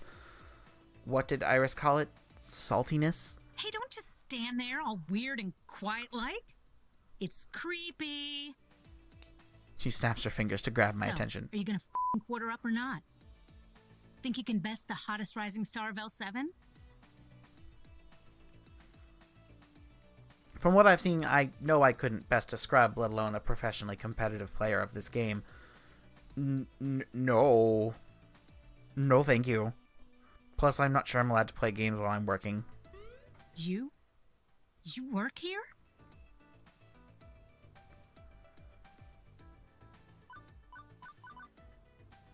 I unfortunately... that one, yes. You bet. In fact, I was just hired earlier. I'm the new floor attendant. If the game eats your quarters, you come to me.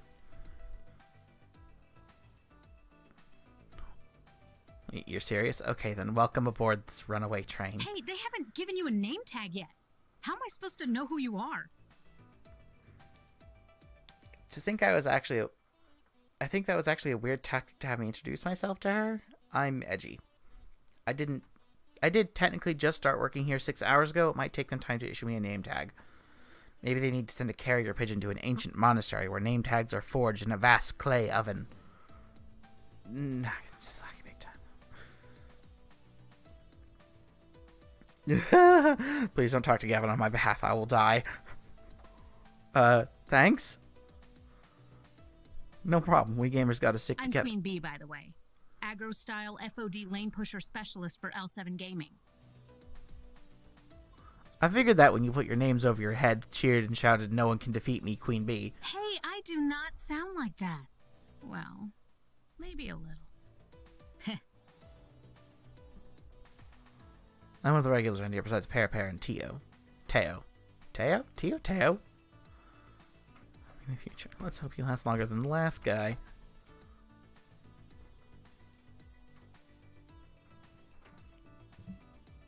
Ha! There we go. There isn't a betting pool too. You look like a smart kid. You've seen one of my many streams on the internet, right? No. I literally have no idea what you're talking about. Whoa. Really? Have you been living under a rock for the past decade? If you consider a small yet formidable apartment a rock, then yes.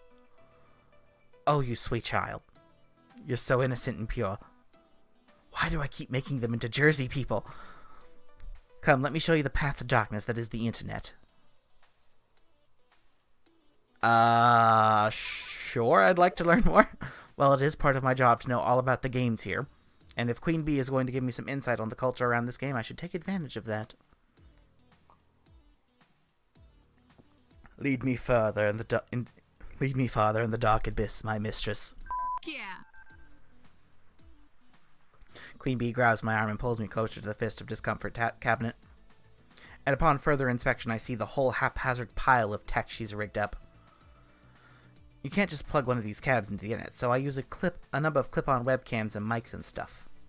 That webcam there broadcasts my own personal PC back home, which then streams matches live to all my fans. The chat room appears on my phone. Costs a bit to put everything all together, but it takes like half an hour to rig up and test each morning. But after doing this here for a couple of years, it's easy peasy. Aside from Naomi grinding her teeth at my clip-on cameras damaging the paint job, I mean. Anyway, I prefer to stream at the Funplex than from home. There's so much to miss out by sitting on your lonesome with the console with with the console version of FOD. The crowds, the wicked trash talk, the community. Wait, are you broadcasting live right now? Are we live right now? Nope, no way. Fuck no, that was part of my warm-up matches. I got a pretty big tournament coming up, so I try to get as much practice in as possible. Even if it's a bunch of fodder, as in fodder, as in, you know, chum, lunch meat, scrubs, losers. I got the idea, yes. Queen Bee sees something out of the corner of her eye and glances around the arcade floor. She gives a nod to someone hanging near the Street Fighter cabinet. My crew is starting to trickle in. We should be starting team practice soon. Wait, what time is it? At the tone, the time will be 2:25 p.m. Eastern. Beep. Heart. What the? Fuck, I've got to go live in 5 minutes. Listen, kid, it's been swell. We'll chat later, right? Sure. One thing. Can you keep the swearing down at least a little?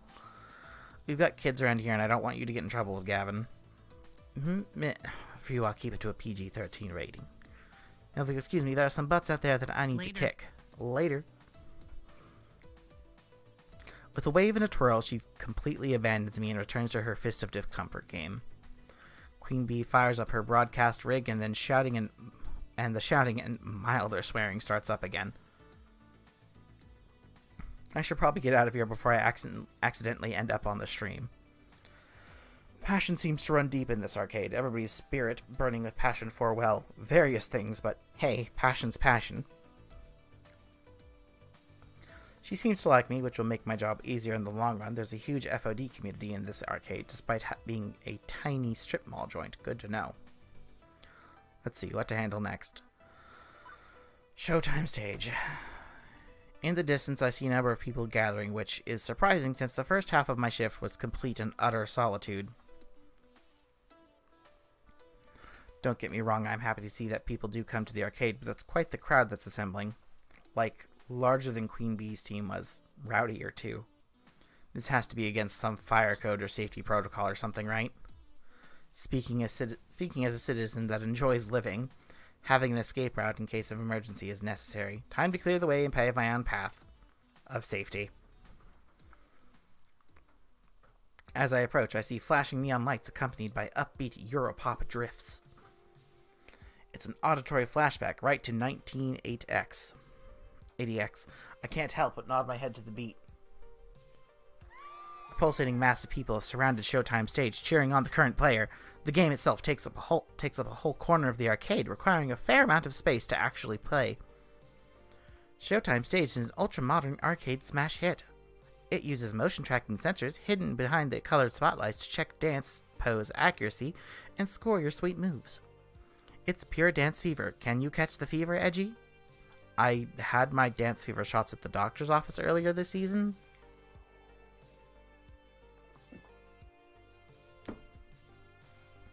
As the dance ends, one of the players hops down from the stage and immediately starts talking to a young man leaning up against the wall.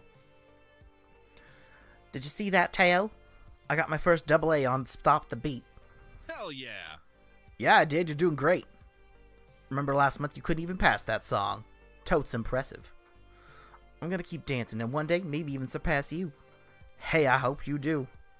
And when you do, you can be the one who brings in new dancers and teaches them how to play. As the next song starts, my eyes shift from their conversation to observe the gyrations and intricate limb movements coming from Showtime stage. I feel my head bobbing and my foot tapping. Hey, it's a really catchy song. Can you blame me? I'm getting really into it when I feel a hand on my shoulder. Care to dance? How about you? Want to take the spotlight?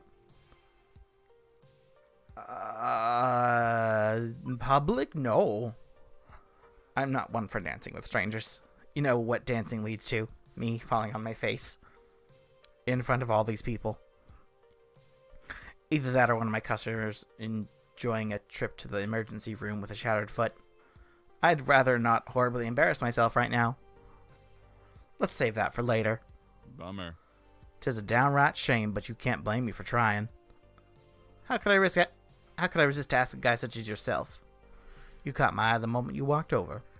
Hey, wait. You're new here. New here, right? Oh, okay, he's talking. Awesome. Yes.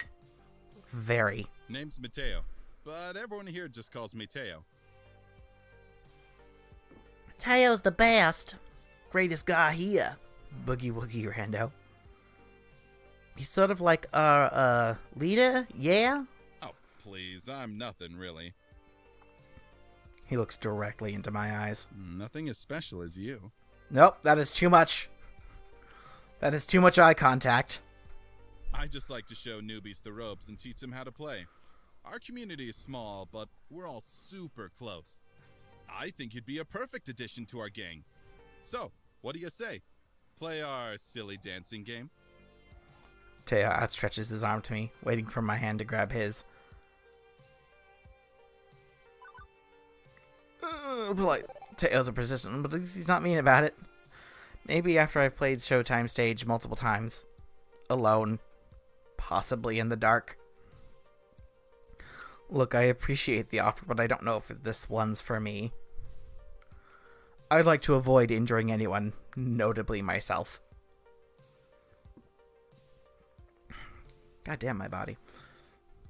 Making so many sounds today that I don't want to get cut on mic. Ugh. With enough practice, you'll get it. Plus, I could always teach you. Yeah, I think I'll pass. I'm actually on the clock right now. I'm the new floor attendant, Edgy. Really, but I haven't seen you around here at all. What happened to the other guy? He was actually pretty cool at Showtime stage, now that I think about it. He's out, I'm in. It's currently year 0 of the floor attendant Edgy regime. Hello there. Well, it's an honor to meet you, Edgy. I hope we get to know each other well. Indeed. For some reason, For someone that loves Showtime stage as much as you do, I haven't actually seen you play yet. True, most of the time during these meetups, I tend to let everyone else play. I go around and make sure everyone else is happy and having a blast. But what about you and your feelings? Teo shrugs. My happiness comes from making other people happy. That's all I need in life, which is all well and good, but I still need to deal with this crowd. How best to handle it?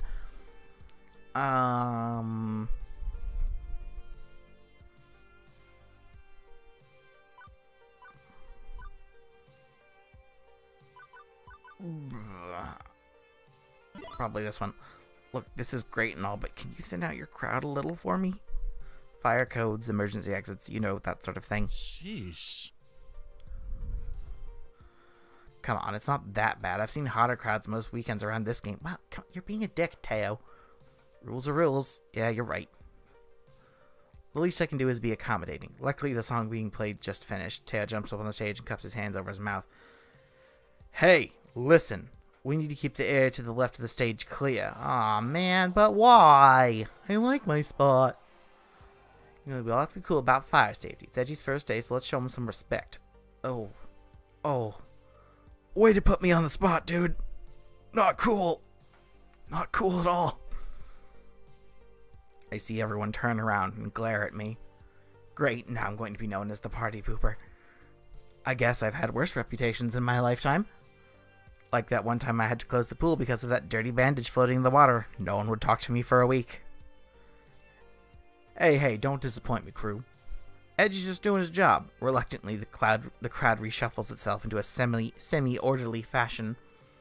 As everyone settles into a safer way of watching the game, Teo jumps down and comes back to me. Better? I nod, genuinely impressed with how Teo can capture his community's attention. They listen to him and have the utmost respect for him. Yeah, actually, much better. Didn't mean to cause any trouble. Sometimes we just get so caught up in the game, you know? Of course you know. Hey, you should still join us later. Maybe when your shift's over. We'll all be here dancing until closing time. As long as that dancing is within the law, carry on. Officer Edgy has spoken. I start to walk away, ready for my next venture, when I remember something I should do. I turn back to Teo. Hey, thanks. No problem. Well, I feel nice and accomplished. I was able to uphold the safety of the arcade like a model employee. I say that's pretty good for my first day. Even Gavin's got to be impressed, right? Right? With that business sorted out, it's time to leave Showtime stage. The arcade is now at peace. My work here is done. Well, actually, we're a few hours from closing time, so my work here isn't quite done, but, you know. I'm so at peace, in fact, I don't even notice the underboss of the arcade sliding up behind me. He's got a tear right there. So much for being so fancy. Good day. Not a bad day so far. I've been keeping tabs on you. Well, others have been, and they've been texting me. You know, you should consider getting a proper group chat app going. I've got a crappy phone plan. My texts aren't free. A valid point. I'll look into that. Impressive. I'm impressed with how you handle yourself. I think you're going to work out just fine. Anyway, I've prepared your paperwork. If you'd like to go sign it and make this working relationship a bit more above board. Yeah. So you're staying? Please tell me you're staying. I mean, I fed you and everything. Francine hasn't fired him yet, right? An adorable nightmare joins the impromptu staff gathering. Edgy's off to a great start. He's here to your first day, followed by many more. Don't you two have jobs to attend to? Just order a replacement power supply for Robotron. Nothing left to do for the day. Not many kids around for me to entertain. Finally, a quiet moment. My dream job has been going a mile a minute since I got here. Is it my dream job? I told Francine I wasn't sure why I was here, but that I was willing to try and find out for myself. It'd be silly to think I'd found my purpose after a single day, but on the whole, that day has been pretty decent. I'm starting to get along with my coworkers. I'm helping people with their problems. What more could I want? What more could I want? Well, I don't know. Not yet, but I'll find out. One day. We've only got a few hours till closing, and it's nice and quiet. How about we game a bit? Speak for yourself. I've got paperwork to handle. Oh, come on. Don't act like you don't game. Irrelevant. I know your dirty little secret. What, Naomi? You sneak in early each morning to play pinball. You're a pinball wizard. Well, what of it? I bring order to chaos. Pinball is the very expression of that art form. You know what we should do? Impromptu pinball tourney. The girls are giggling, and I'm finding myself smiling right alongside them. All in all, not a bad way to end my first day.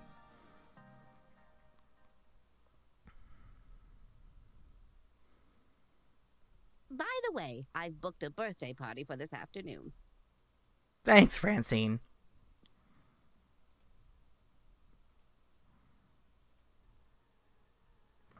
The looks of confusion and Oh no. The looks of confusion and outright terror on their faces, all laughter dying off immediately, are vaguely concerning to me. Sorry, I meant to tell you, dears, but I plumb forgot. A birthday party? How old are the kids, may I ask? It's her 5th birthday. It's her 5th birthday. Oh, to be young again. 5-year-olds? Naomi starts pulling at her hair, eyes wide and trembling. Throwing ski balls overhead into the glass, jumping up and down on pinball machines, putting chewing gum into the coin slots. Pulling at my costume, tearing off pieces of it. Naomi, Ashley, keep it together. We've survived kids' birthday parties before. Doom! The end is nigh! Well, I'd hate to get in the way of all the fun. Yep, it's time for my afternoon nap anyway. Wow, Francine! Way to throw us under the bus! A bus full of 5-year-olds. Have fun, dears. Right, battle stations, everyone. I'll take tickets desk so I can oversee operations. Ashley, greet the kids. Naomi, watch for hardware damage. Edgy, roaming dude, look for trouble. Do what you can. Prepare yourselves. They are coming. Like an oncoming tidal wave, the rumble is felt before it is seen.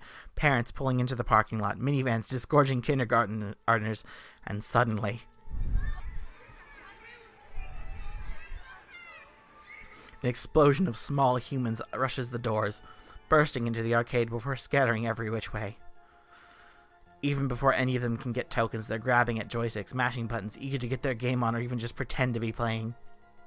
The crew assumes battle stations, Naomi by the fragile pinball machines, Ashley near the door, trying to distract the incoming kids to greet them, Gavin armed with pre-stacked $10 rolls of tokens, quickly exchanging them with the adults, Beats waiting in line at the change machines. As for the pro gamers, well, Queen Bee and Teo's friends bolt for the exit, abandoning them. Keen on getting ahead out of the surge of kiddies, I guess. It's all very well and good, but I've got no idea where I'm supposed to be. Roaming duty, Gavin said. Look for trouble, Gavin said. I mean, I was doing that before, but now the chaos is multiplied. For a few minutes, I'm like a pinball being bounced around, or like that frog trying to cross a highway of traffic. Eventually, I spot 3 possible problems on the rise, and Edgy, professional floor attendant, is ready to attend to them. Which one of these should I tackle first, though? I may not be able to deal with all of them in time. 2 kids fighting over a box of cupcakes near Naomi and Ashley, an angry adult shouting at a kid near Teo and Queen Bee, a little girl crying over her tickets near Percy and Gavin. That one. I weave my way through waves of children towards the skee-ball machines. One little girl sitting at the end of the skee-ball ramp crying, no parents in sight to settle her, so the task falls to me. I'm guessing I should be more cautious about this sort of thing, what with lawsuit-happy parents lurking over by the vending machines ignoring their kids, but floor attendant Edgy decides to take the case all the same. Hey, my name's Edgy. I work here at the arcade. What's wrong? Can I help? Her sobbing pauses as she looks up at me. I lost my tickets. Someone stole them from me. I played and won a bunch of them, but then I put them down and I was talking to a friend and now they're gone. I glance around, but in a sea of kids, it's impossible to tell who the thief could be. I don't even have any more tickets to play with. I spent them all on skee-ball and my tickets are all gone now. Easy. We'll figure this out somehow. Well, I've got no clue where to even start, to be honest. Maybe there was a witness to the crime. Percy would have had a good view of the redemption area based on where Moopy's positioned. Gavin has the ticket desk, a veritable crow's nest for the whole arcade. He could have swatted something. Or I could just bend the rules and solve this directly.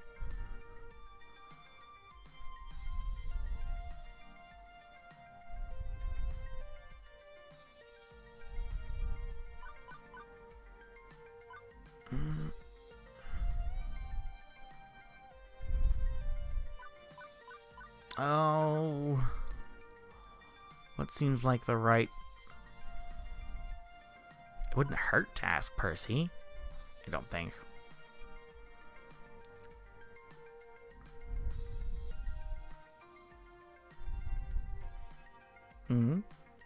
Sorry to interrupt, but that girl in the pink over there, someone stole their tickets. I was hoping you saw something. Oh, He frowns a little, looking slightly embarrassed. Wow. Sorry, love, I've been pretty deep into this run, wasn't exactly paying attention. Poor girl, ruffians absconded with her tickets, you say? Yeah, well, I can't exactly expect you to babysit it. I'll just go check with Gavin. Nah, no need for that. This obstacle can be removed rather readily, or perhaps be an object lesson as well. He steps away, letting his little extra lives croak one by one. Something more important has clearly captured his attention. Hello. My name's Percy. You say you need tickets? Yeah, I wanted to get the colored crayons. 50 tickets if I recall. Tall order, but certainly achievable. Here, let me show you the best way to reach your goal. He leads our little group a short ways over to a game of colorful spinning lights. Skee-ball, even when played well, has an expected value of 4 tickets per token. But this game has an EV of 8. 10 if you're sharp enough. He demonstrates, dropping out a token. The lights start swirling around and around until he snaps out and pushes the little control button with perfect timing, capturing the light right between 2 pink goalposts. 12 tickets come streaming out of the slot, the maximum possible per token. Lovely. Simple, yes? Yeah, I can spot you some tokens to get started. He produces a short stack of brassy tokens from the ample supply in his pockets. But the girl just sort of stares at the game, confused. This game's really boring. Me? Plays very well, but it's like boring. I like rolling the skee-ball into the holes.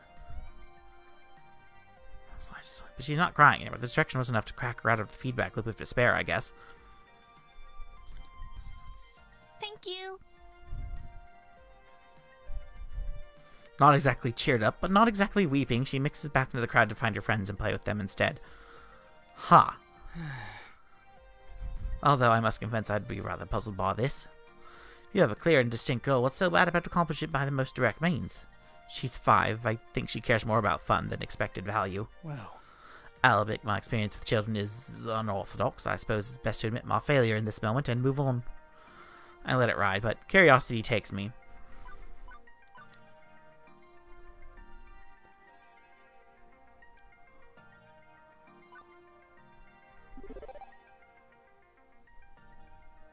There's the high score. Right, but are you really only playing for the score? Surely you find the game itself fun. I mean, what drew you to Moopy in the first place? Why that game for your score challenge? The question puts him at unease. He pauses, unable to smoothly deliver an answer. Well, it's a bit personal, really. Not that I'm offended, oh, no, I just mean it was a very personal decision to take up this particular challenge, this game. A mixture of nostalgia and a promise to keep. He shakes his head. I suppose this isn't the time or place. Others need your help today, Edgy, and this old man's got a game to get back to. Much obliged. But thank you for trying to help that girl, and thanks for allowing me to try to help, even if we both struck out. It shows character. Percy returns to his game, having lost most of his extra lives, but doesn't seem to mind the setback. If anything, he's smiling more than he was a minute ago. Right, that's sorted out.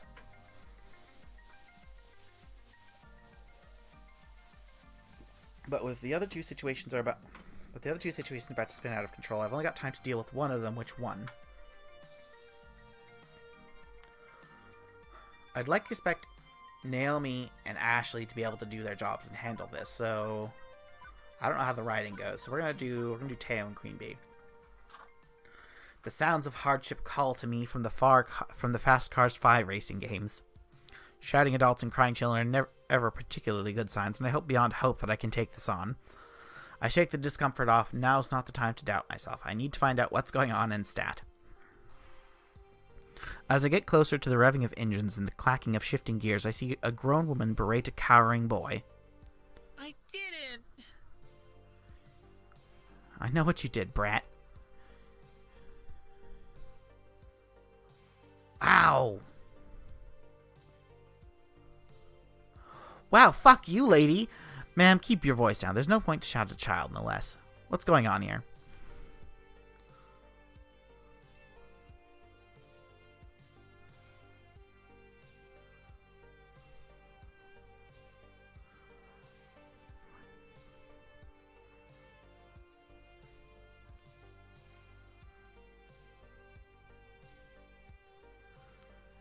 Thinking he was dancing on stage, and by the way he pressed for it, I can tell something is not sitting right with her.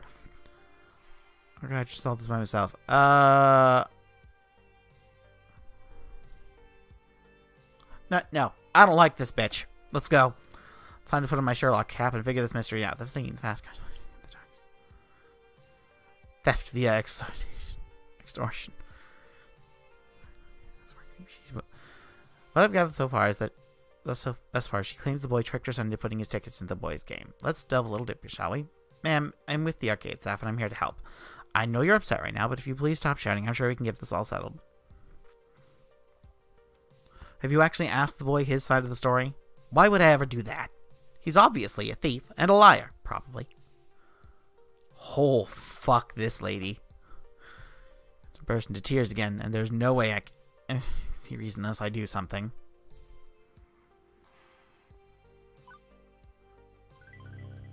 Tried and true acumen called reverse psychology. Since she's shouting, I need to speak softly to her to talk her down. Stop and think so she can actually hear me.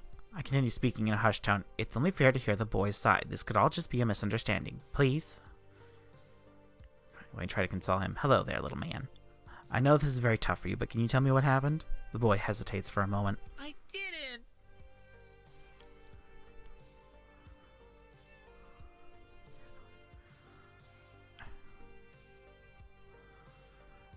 Unacceptable. He should be...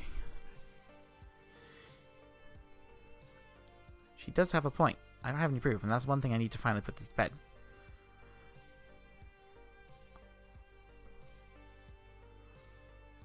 I'll be right back. That's why I'm spend a few minutes rewinding the time of the crime. The crying boy's story checks out. It appears that Josh put the token in the wrong slot, which I can understand. They've stacked vertically, and it's not clear which slot is for which game. I rush back to the scene of the crime and quickly tell them results.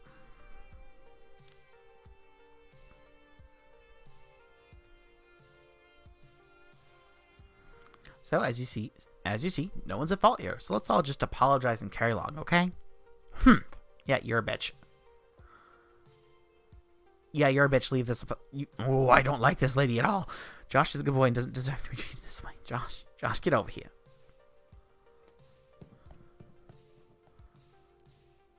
I don't think we'll ever see her or son anymore, and frankly, I'm okay with that. How are you doing? I think I'm okay. The boy nods, wiping his snotty nose on his sleeve. If it's any consolation, that the bad lady's gone, I don't think she's ever going to come back. Thank you. The boy scurries off and rejoins some of his other friends. Case closed. 2 problems in the can. Now to deal with the cupcake problem. Uh-oh. Too late. The vintage Midway cabinet Naomi just finished picking up. It's covered in icing. Looks like Ashley's costume is going to need dry cleaning, too. I shoot them a helpless look and shrug. Kinda wish it was pink icing, then nobody would notice. Yeah, I'm sorry about that. I wasn't quick enough. You still helped out. I saw you with those other kids. You're a natural. I think things are winding down anyways. Why not take... She's becoming British now, too. Then I'll swap off with you and take a break myself afterwards. Wow, everyone's British now. Fuck, I try to do one British accent for 5 goddamn minutes. And now it's everyone is British. Yeah, okay, sounds good. Honestly, I'm kind of worn out. Ashley's right. I need to step away from this craziness, if only for a few minutes. After a silent nod from Gavin to confirm it's cool with him, I slip away, headed for the employee lounge.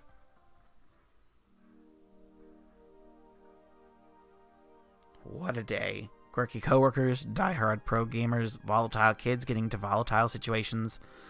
I'd say it's a recipe for wackiness or some such cliche, but nothing's an easily dismissed cliche when it's happening to you directly. Frankly, I'm exhausted. I drop down into one of the cheap folding metal chairs and in the employee break room, groaning and rolling my head back to try and work the kinks out of my sore shoulders. And spot an upside-down kid. Huh. Oh wait, I'm the one leaning backwards. I sit up and turn around instead. Better. Wait, what's a kid doing back here? Hey, I think he was hoping I wouldn't notice him. Hi. Hi, and you are... Mikey. Okay, that's a start. Hi, Mikey. My name's Edgy. So, what are you doing back here? This is an employees only area. Wait, there's a keypad. How'd you get in? The guy at the desk dropped this. He holds out a piece of paper with the door code written on it. Huh. Score 1 for Ashley's wild storytelling being more fact than fiction. Okay, but you can't stay back here. It's, well, I don't know. See any knives or stabbing implements left out in the open? I guess it's... Well, I don't see any knives or stabbing implements left out in the open, so I guess it's technically safe, but... Please don't send me back out there. Well, this is curious. I lean in so we can be on the same eye level. What's wrong? You can tell me. I work here. I'm the guy who solves problems. No problems. Just don't want to go out there. Don't you want to play with your friends? It gives me the most cynical, bitter laugh I've ever heard out of a kindergartner. I don't got any friends. I don't know anybody here. My family just moved to the city. And before that, we lived in another city. And one more for that, but I was too little to remember.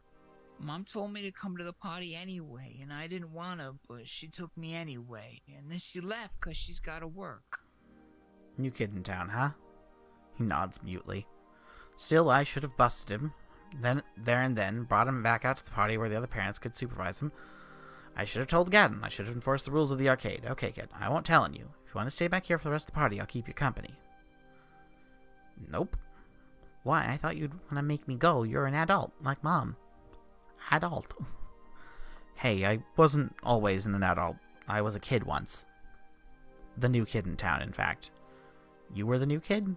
Although that started happening back when I was 10. Again and again, moving from town to town, school to school, never really making any friends. Not for years.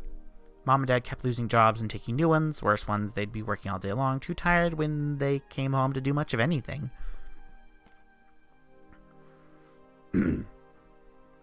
After years and years of this, I stopped hoping things would get better. I decided to just take what I could get. I'd go with the flow. What does that mean? It means you don't care. Some things are good, some things are bad.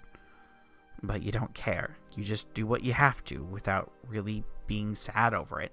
But that sounds so sad. You weren't sad? It's sad to never care about anything, right? I guess I was sad. I just told myself I wasn't going to be sad, even though I really was. And then I bite my tongue. Hard. Because my little involuntary trip down memory lane was not helping this kid out. Wouldn't have helped little Edgy out if an adult did this for me. So instead I decided to be the adult that little Edgy would have needed.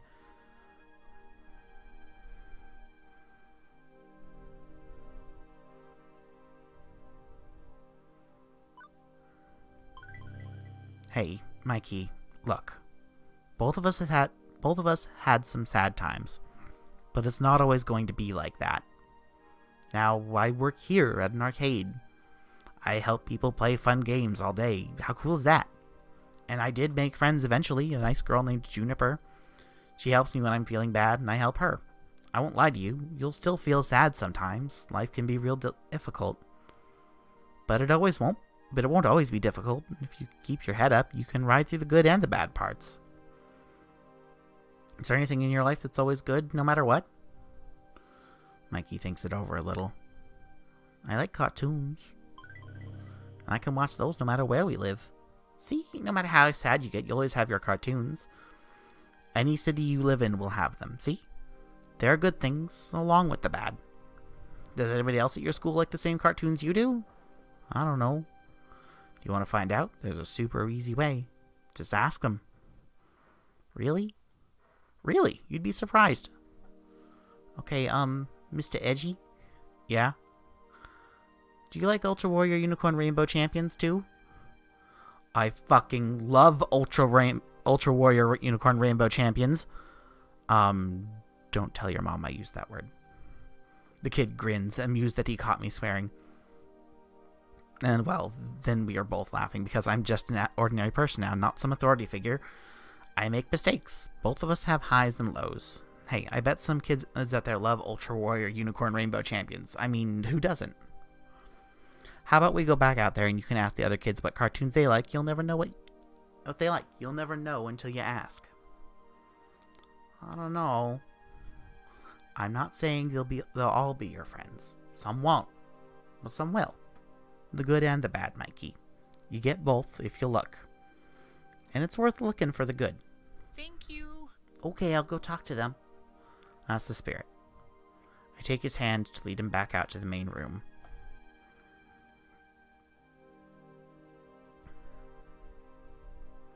And off he goes. I'm not fooling myself. I know I haven't fixed all of Mikey's problems. I'm not a child psychologist. That was entirely me flying by the seat of my pants. But for one moment there, I was able to help someone in the same crappy situation I found myself long ago. 15 years ago. Everything changed. No more family vacations. No more arcade visits. We couldn't afford them. They couldn't take time off work. The whole Summon family had to learn to settle. To accept the lot in life we'd been dealt. To simply go with the flow. Never hoping. Never wanting. Juniper did her best to pull me out of that mire. I'd only known her for a few years. One of the few stable times in my life. But she knew the edge I'd been pushed to. Now, here I am. Today has been, well, bonkers. Absolutely boring. And hectic. Surreal. And way too real. But I can honestly say I'm more alive today than I have been in a very, very long time. Beep beep. Beep beep. Edgy. My emotional voice analysis subroutines combined with your body language suggests you're very happy right now. Yeah, I guess I am. How did you know? I just told you, silly. I mean, how did you know I love this job so much? Oh, I know. Oh, that's easy. I didn't. What? I lied. I was 47% sure. Oh, it has elements that seem to click with your optimal social requirements, a fun atmosphere, spirited coworkers, helping people out, and so on. I also cross-reference your roommate's postings talking about how much you enjoyed arcade visits when you were a kid. Still 47%. 99.97%.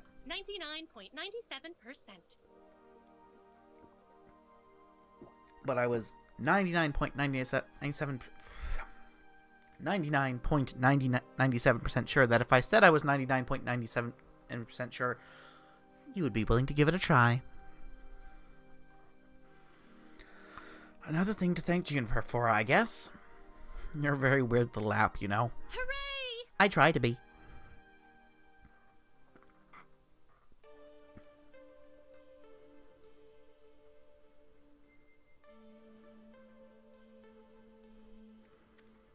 From the cars pulling up in the parking lot, it looks like the party's over. It's just about closing time for the arcade anyway. Most of the gamers have filed out by now if they hadn't already fled the tidal wave of kiddies. My first impulse is to go bug Gavin about my paperwork, but that can wait. I'd rather help someone with the tidying up, or maybe see how our VIP gamers are doing. Not enough time to run around checking in with everyone, though. Who do I want to hang out with?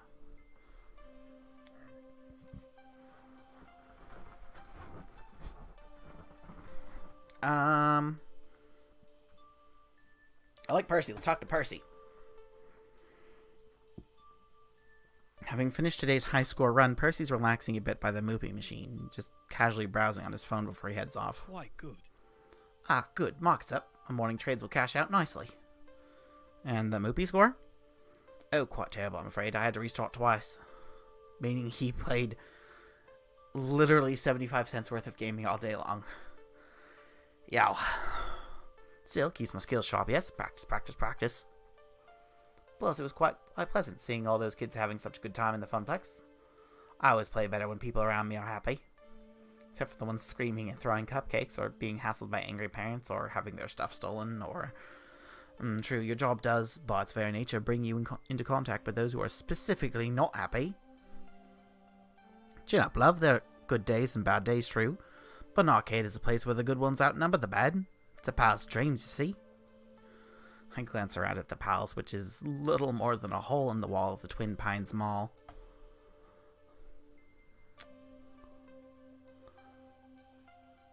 I'll stick for the bad ones.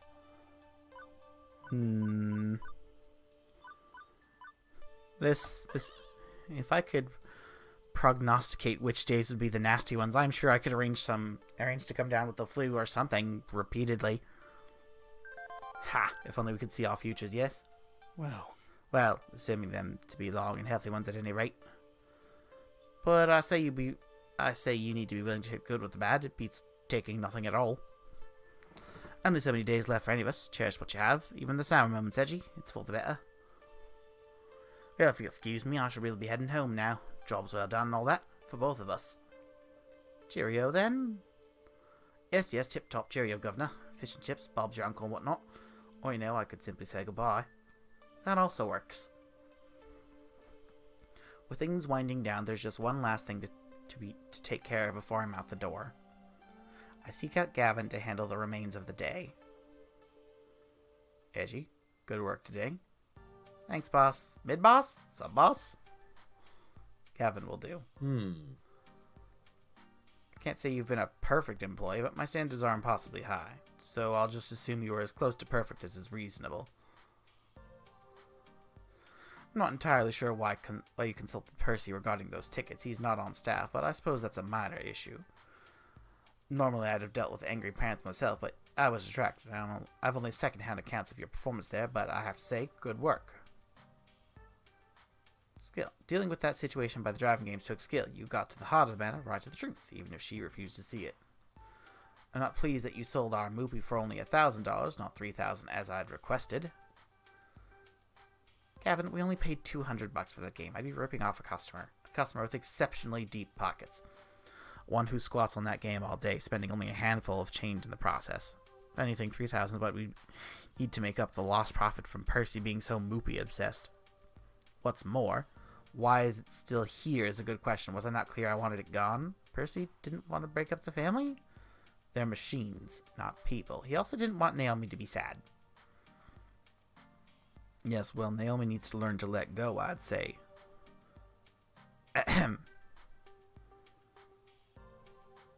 Are you giving our poor little Edgy a hard time, Gavin, dear? Miss Francine, I thought you were napping. Let's be sensible. Naomi's dreams matters too. as the dream of Percy, that poor fellow. Poor? Isn't Percy stinking rich? Everyone has a dream they're chasing. Gavin, I know you mean well, wanting to keep everyone's dreams afloat, but sacrifices made in that name would shatter the dreams of others, well. That's not what the Funplex is all about. Edgy, understand, yes? The reason why I'm here? That's the question she asked me during that interview. Now I think I understand. I didn't really know why I was here when I walked in those doors. Maybe I still don't. But this is the kind of place where you can learn who and what you are, and why you're here. Naomi's here to care for her cherished games. Percy's chasing his dream of a high score. And I'm here because I'm tired of compromising, tired of settling for whatever I can get. I want something more out of life. You know we're better than this, Gavin. We don't settle, we seek our why, and won't settle for anything less. I see. Apologies. I apologize. It's difficult to balance my idealism against my realism some days, but I know in my heart I need to err on the side of idealism, even if my mind screams in protest. I can assume you're still keen on working here, Edgy? I don't even hesitate before replying. Absolutely. Gavin fetches a nearby short stack of forms. Fill these out tonight and hand them in to me first thing in the morning. And welcome to the Funplex. Welcome to the family, I'd say. I'm sure you'll fit in just fine, Edgy.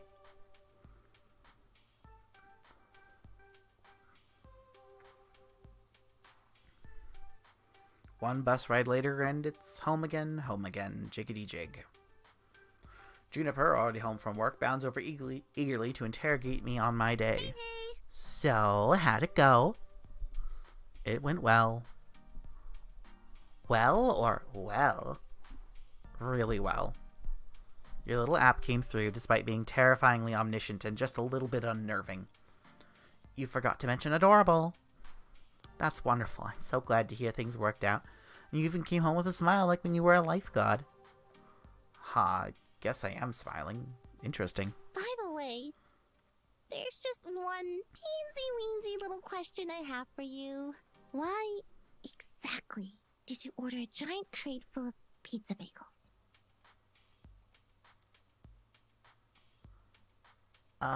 Did I neglect to mention that part of the terms and conditions? On the plus side, I know what I'm having for lunch tomorrow. Oh, I want pizza bagels now.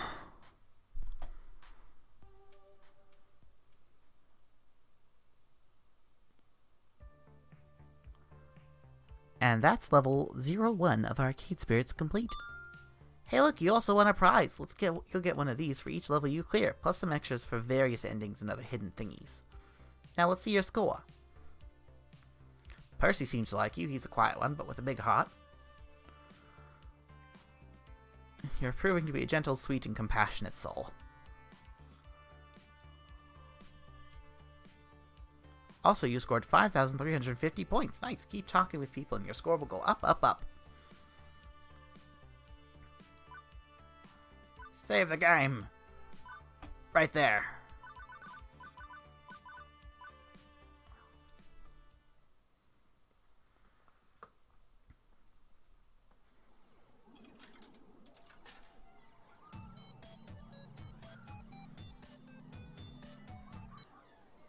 Chasing ghosts.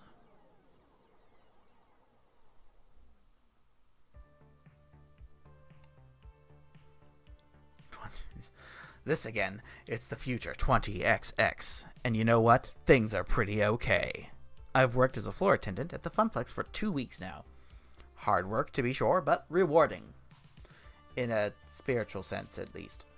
I've helped Naomi repair pinball machines, I've had tea with Francine while she reminisced about the far-out 1960 X's. I've evacuated gamers when the kitchen accidentally caught on fire. I've had numerous kids puking up nachos on my clothes. I've scraped gum off of any number of surfaces. I've chased what turns out to be entirely too many spiders out of a single skee-ball machine. Okay, look, I know I'm not painting this as a very rosy picture so far, but honestly, I'm happy. I'm happy even amidst the chaos and the grossness. I'm happy, and that's all that matters. Right? You're happy. This is the best I've seen you in ages, Edgy. Before you'd come home all drained and exhausted. Now, well, you're still tired, but a good tired. My roommate Juniper, she'd taken to stopping by during her lunch break, whenever she could get away from her office cubicle long enough to do so. But overall, it's good work. I just feel good. Totally good and stuff. Yes! Good.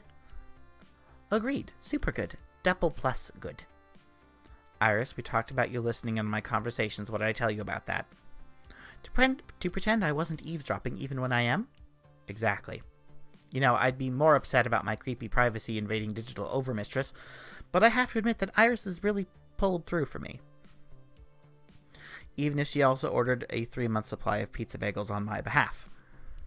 When you have pizza on a bagel... But Edgy, when pizza's on a bagel... So, Juniper, how long do you have left on your break? Any time to squeeze in some pinball or something? I can spot you tokens. No can do. Our new assistant synergy manager arranged a team building exercise. I have to, move colored bits of paper around or something, then exchange high fives. Assistant synergy manager. That sounds like a very vague job. Nah, it's actually entry level. Good pay and right on track to middle management. Pretty cushy, if a bit dull. Funny thing is, if they asked me if I knew anybody who'd fit in before they'd started advertising for candidates, I'd say nope. Who'd want to do that? When was this exactly? Oh, 2 weeks ago. So, 2 weeks ago, right? Right, when I needed to find work, you told them you didn't know any good candidates for a well-paying entry-level job. Oh. But... You wouldn't have liked being an assistant synergy manager, right? Not one bit. Juniper, please tell me you told them no because I'd already taken this job by that point, not because you forgot. Hey, I didn't I just, didn't bother telling you about the open position that night. God damn it, Juniper. I mean, you'd already had so many jobs you hated.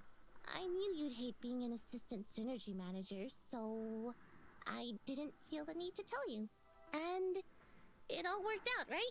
You just spent the last 5 minutes telling me how happy you are. Not a lie. I was happy here, indeed. Also, not a lie, having packed pizza bagels for lunch after having pizza bagels for breakfast because we barely had enough money to cover rent this week, pulled together. Also, not a lie, Gavin constantly hiding the numbers from us, insisting things were fine, all while dryly joking about perpetually being on the edges of crash and burn.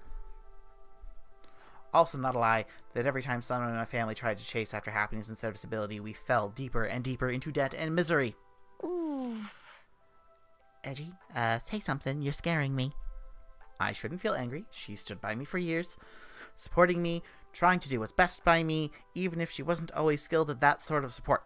I shouldn't feel upset. I've been genuinely enjoying my time at the Funplex. I don't need some sort of grand reason why when I feel this good, deep down inside. I have no right to be angry or upset at losing an opportunity to a safer, more stable future. Right?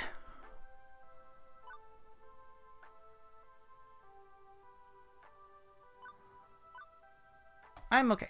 It's okay. So I won't be angry or upset. Simple as that. I decided I was done compromising, right? Done with settling. Going with the flow. I need to be the one to break the family curse. I chose this path of my own free will. Even if I didn't have all the facts at the time. But if I'm going to be honest, boundless confidence doesn't cover the simple fact that I chose to be vulnerable rather than safe. If the arcade closes, if anything else goes wrong, still, no need to dump all that on Juniper. It's okay, Juniper. You were right. I'd have hated that job, and things are going great here. Oh, good. You were kind of freaking me out. Trust me, it's the right decision. You'd learn to loathe working at my office, like I do. I mean, sure, the pay is good, and you get solid health insurance, and paid vacation time, and they have a sweet coffee shop right in the lobby. Oh, Juniper, keep digging. And these really great chairs that support your lower back, like $1,000 chairs from Sweden crafted by master chairsmiths. Juniper, I said it's fine. Everything is fine. Honestly, I'm okay. I mean, I won't deny that job would have been a safer bet. I want to contribute my fair share to the apartment rent, you know? But what's done is done. I'd rather look forward than back. Right. Forget I said anything. Please forget I said anything. I'm sorry. I should have told you. I shouldn't have held that back. But I still wouldn't have pushed you to take the job. It's totally horrible at... Juniper, it's cool. You're right. I'd have hated it. Okay, good. I've got a good feeling about all this. I think you're right where you need to be, even if I was, kind of dumb about getting you here. Hey, I gotta head back to my office and have a good lunch, okay? Oh, you are most certainly welcome. I'm honestly loving this game and all the voice acting and stuff. Sharky and that name's familiar. Were you in Kathleen's stream the other day on Loading Ready Run?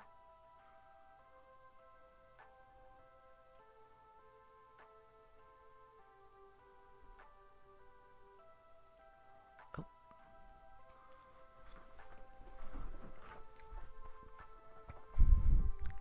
Well, either way,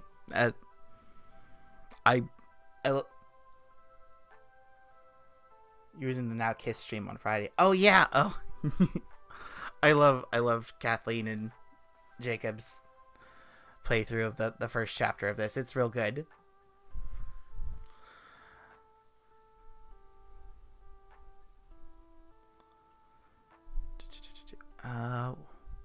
Right. I was streaming this.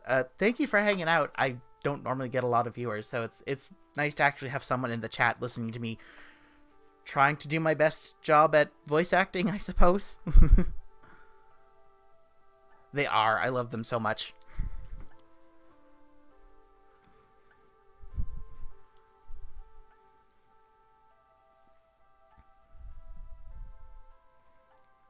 I can feel the distant rumble of a frozen box of pizza bagels, taunting me from a recently repaired employee break room.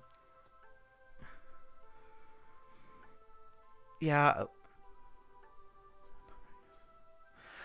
So far, the only voices I feel like I've done an okay job with are like just the main characters, because I'm just using my own voice, but also Perry. Like I've never. I can't figure out a good voice for Queen Bee, like, at all. And Ashley I keep slipping into like a Jersey girl accent for her. But Percy I can somehow handle. But after I talk for him, I start doing British for everyone else.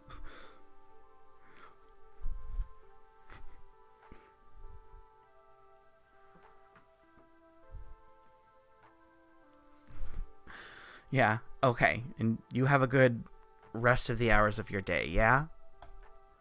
You bet.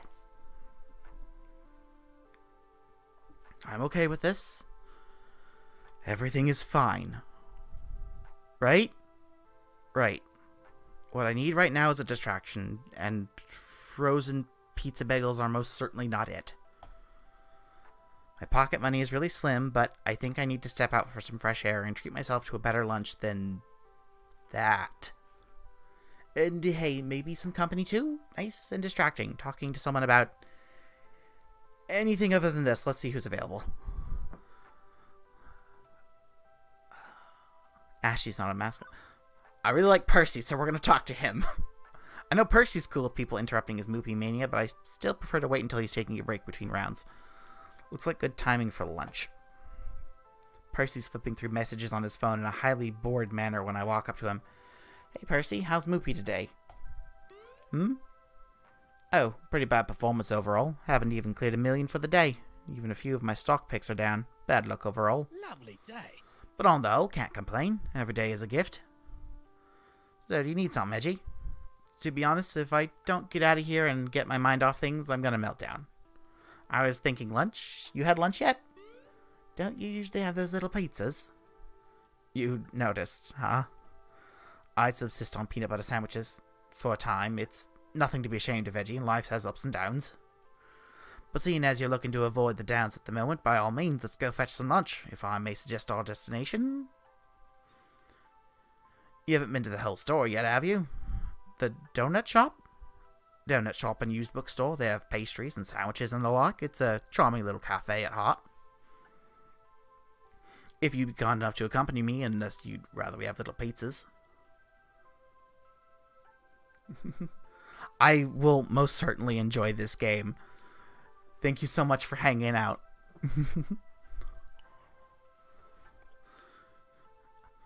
Where was I? If you'd be kind enough to accompany me, unless you'd rather we have little pizzas. Donuts and books. A winning combination. Much obliged. Then let us be off. Despite coming to this little strip mall for 2 weeks, I hadn't actually visited our neighbors. Oh, that reminds me, like, I love this game so far, but I'm only gonna stream like this one playthrough of it, but I'm definitely gonna recommend it to other people. Like, thank you so much for hanging out the hanging out and stuff. Like, I don't want to give away the entire game to other people, so I'm just gonna play it once on the stream. Once I finished it, this probably later this week. I'm not gonna do anymore, but I will wholeheartedly recommend this to other people. Despite coming to this little strip mall for 2 weeks, I hadn't actually visited our neighbors. Mostly I did whatever needed doing, took orders from Gavin, lent a hand to Ashley and Naomi, things like that. Whatever the job happened to call for, no more, no less. I couldn't say I'd been a part of any community outside the immediate circle of my coworkers, whereas the others visited the whole story frequently. Percy leads the way into a shop that smells strangely of dusty old books and sugary sweetness. I don't think I'd ever been in a little independent bookstore. Or a bookstore at all, for that matter. It's 20XX. Who buys books in brick and mortar stores anymore? But despite the subdued atmosphere compared to the arcade, there are customers present and accounted for, sipping coffee, reading old tomes, and yes, munching donuts. Percy secures a tiny table for us before directing me to the bar. Hang on. What the heck is up with this menu? It's organized by the Dewey Decimal System.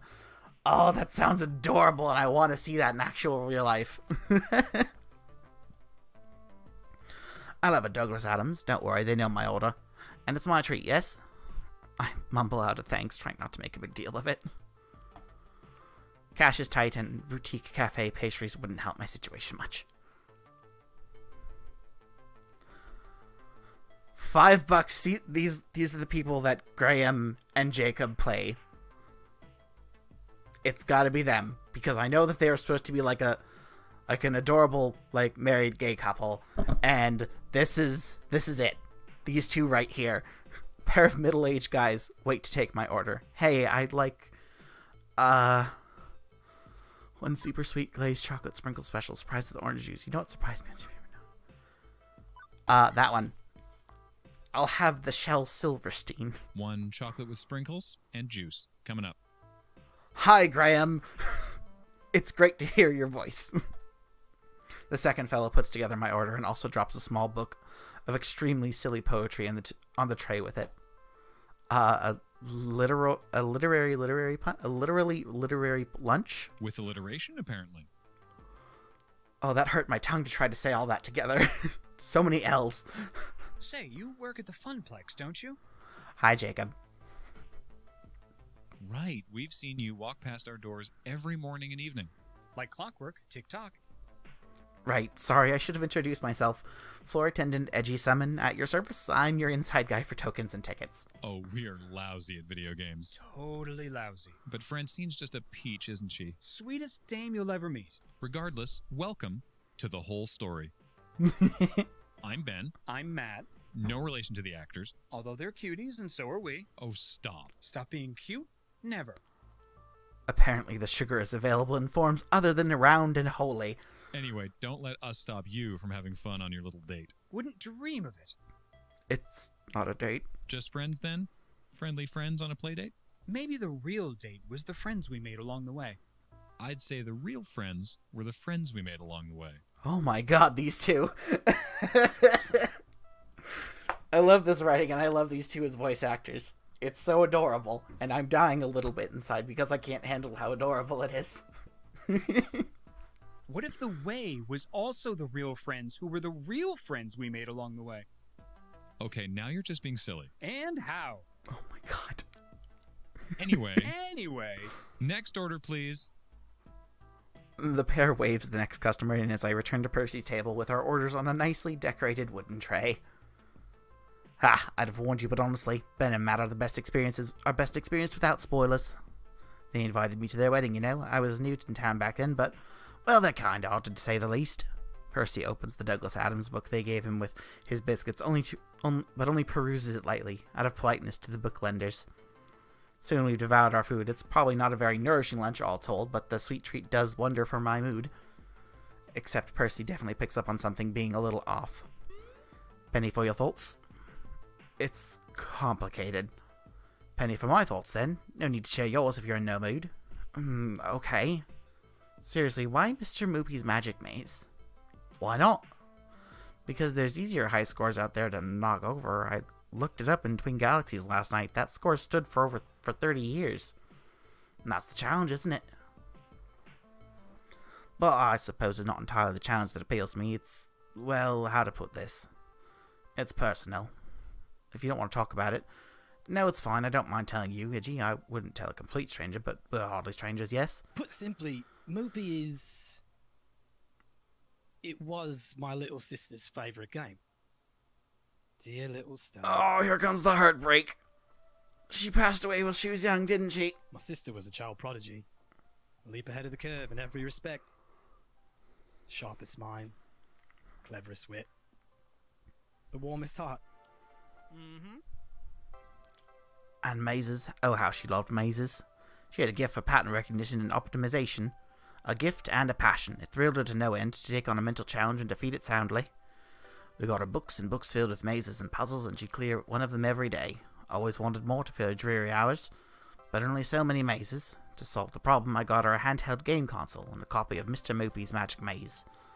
Honestly, at the time I knew next to nothing of video games. A friend of mine in arithmetic class suggested it. It took every scrap of pocket change I could muster. Buying the game for her. My family had next to no money, you see, and a nobody family in a nothing village. Well, I suppose you can relate, yes? I can relate, yes.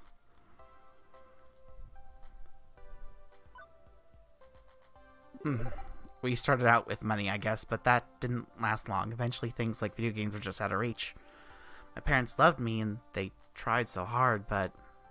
well, the family curse kept getting in the way. Downsizing, pink slips, bad luck, again and again. And yet here you are, doing what you love, despite it not quite alleviating all hardships. I made my choice. It's going to be fine. Everything is fine. As you say. So, the game helped feed my sister's need for greater and greater challenges. That's the key to Mr. Moopy, you see. It generates pseudo-random mazes. Pseudo as opposed to, well... it's early 1980X technology. Depending on your path through the mazes, you can precede the randomness. It's part of the challenge. Playing the game of the game. And Stella could play the game of the game like no other. Better than I could, even. She's no doubt even beaten the high score by now. Her name up in lights as the champion to unseat a 30-year legacy. And that's why I'm a maniac for Mr. Moopy. I wait for him to continue, but nope. That's it. I think I understand, though.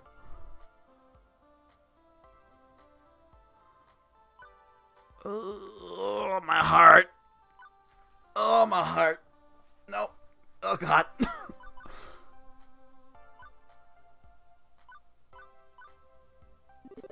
You keep using the past tense when describing your sister.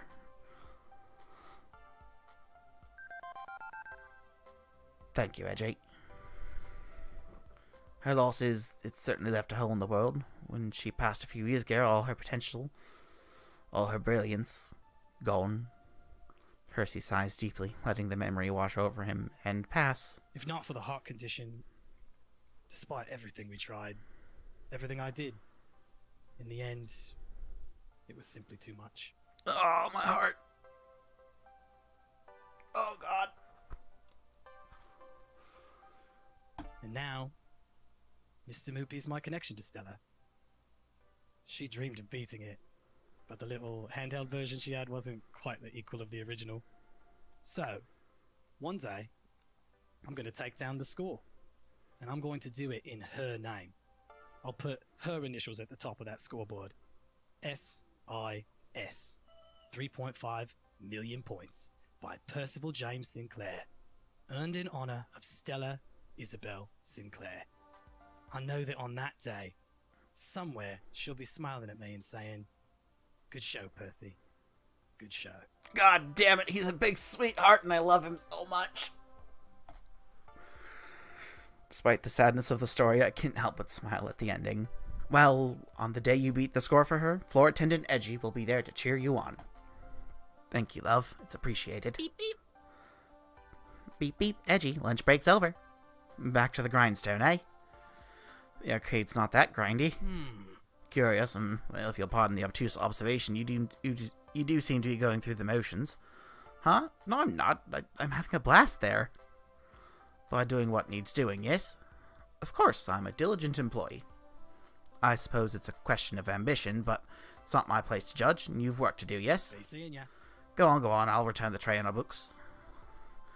Can't say I get what he meant by that, but he's right about one thing. There's work to do, and I take my leave to return to the Funplex.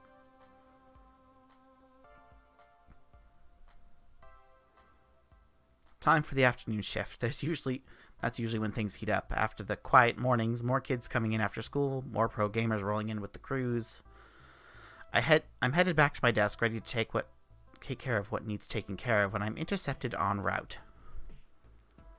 Edgy, Ashley, you're both back. Good. I was hoping to catch you before we left. Oh, what's up? Oh, damn it, I'm slipping into British for Ashley again. Okay.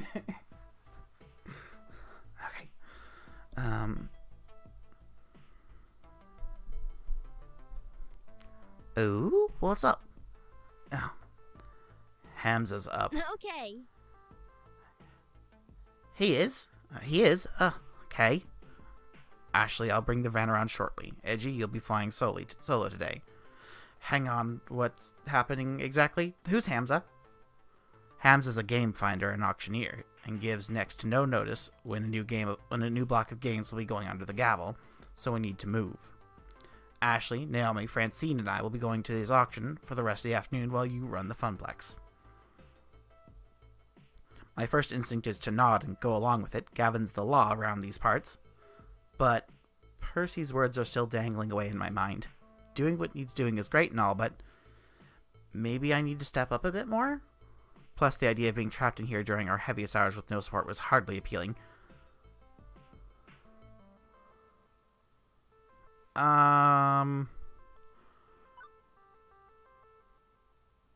That seems too abrasive for me.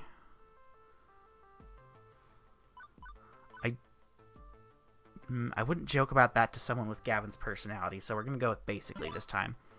Is there a reason it has to be Ashley and not me? Nope. Definitely not. He just needs muscle to help move games around. I've got muscle. Well, I've got a muscle or two. Just ask Naomi. I help her move games all the time. Yeah. I feel like such a third wheel at these auctions anyway. Let Edgy be the third wheel and let me handle the floor. I'll be the finest third wheel you've ever met. Trust me. I want to do more than I've been doing. Different things, new things. Social initiative and like. I suppose it wouldn't change much to bring Edgy instead, but no costume time today, Ashley. I need non-plush fingers on duty in case of ticket jams. Pinky can stay in storage for the afternoon. I'm just happy to be helping folks out one way or another. I love that shirt, by the way. Just this. And is that a reference to Sailor Jupiter? Because if it is, I love it. And I want more of it. I'm just happy to be helping folks out one way or another. I need to go get the van. Wait out front, please. We'll probably be closed by the time we get back, so I'll see you in the morning. Floor attendant Ashley, away! Leaving me waiting outside with my two traveling companions. Not much time to chat, however, as Gavin pulls his van and rental trailer around. Oh my, how exciting. I rarely go on adventures these days. It's just a quick trip, ma'am. Any trip is an adventure if you make it one, shall we?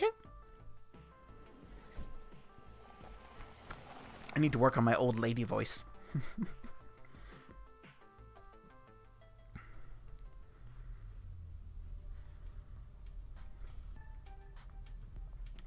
Gavin, consulting a driving map on his phone, leads us out of the city via a series of weird turns and back roads. Is this a mystery machine? I love the color choice here. Trust me, this will save time in the long run. Where's Hamza set up this time? On site at some abandoned estate just outside town. It's about to be torn down, but they found a trove of arcade games in the basement. Woohoo! So exciting, I love arcade raids. Arcade auctions. Raids. Auctions. You guys got an arcade to English dictionary I could borrow? Francine, without looking up from her knitting, answers, a raid is when a bunch of collectors get together and rescue games before they've been junked by their original owner. An auction is when someone sells off their arcade games one at a time to a crowd of active bidders. So, which is this? A raid or an auction? It's both, dearie. Hamza, that sweet boy, buys up private collections before they can be thrown away. He rescues them from that terrible fate, then auctions them off. Then auctions off his finds, sort of. Okay, now I'm fuzzy on the sort of part. I'm the newbie here, remember? Well, okay, so Hamza obviously auctioned off games for cash money, but he's a very whimsical kind of guy. Once I saw him trade off a vintage burger time in exchange for someone's super secret chili recipe passed down through generations of family.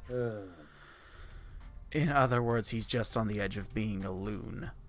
This would be a lot simpler if it was just a raid. We pay up front, we declare what games we want and cart them away. Instead, he ambushes us with these impromptu auctions and makes us come down there to entertain his whims. Wonderful. I think it's sweet. He wants to make sure the games go to good homes to people who really want them, even if they can't pay. And really, we should be honored we got an invitation. He's trying to cut out the big franchise arcades like Deca's Pals and help the little guys like us. It's inefficient and relies entirely on keeping on Hamza's good side. Huh.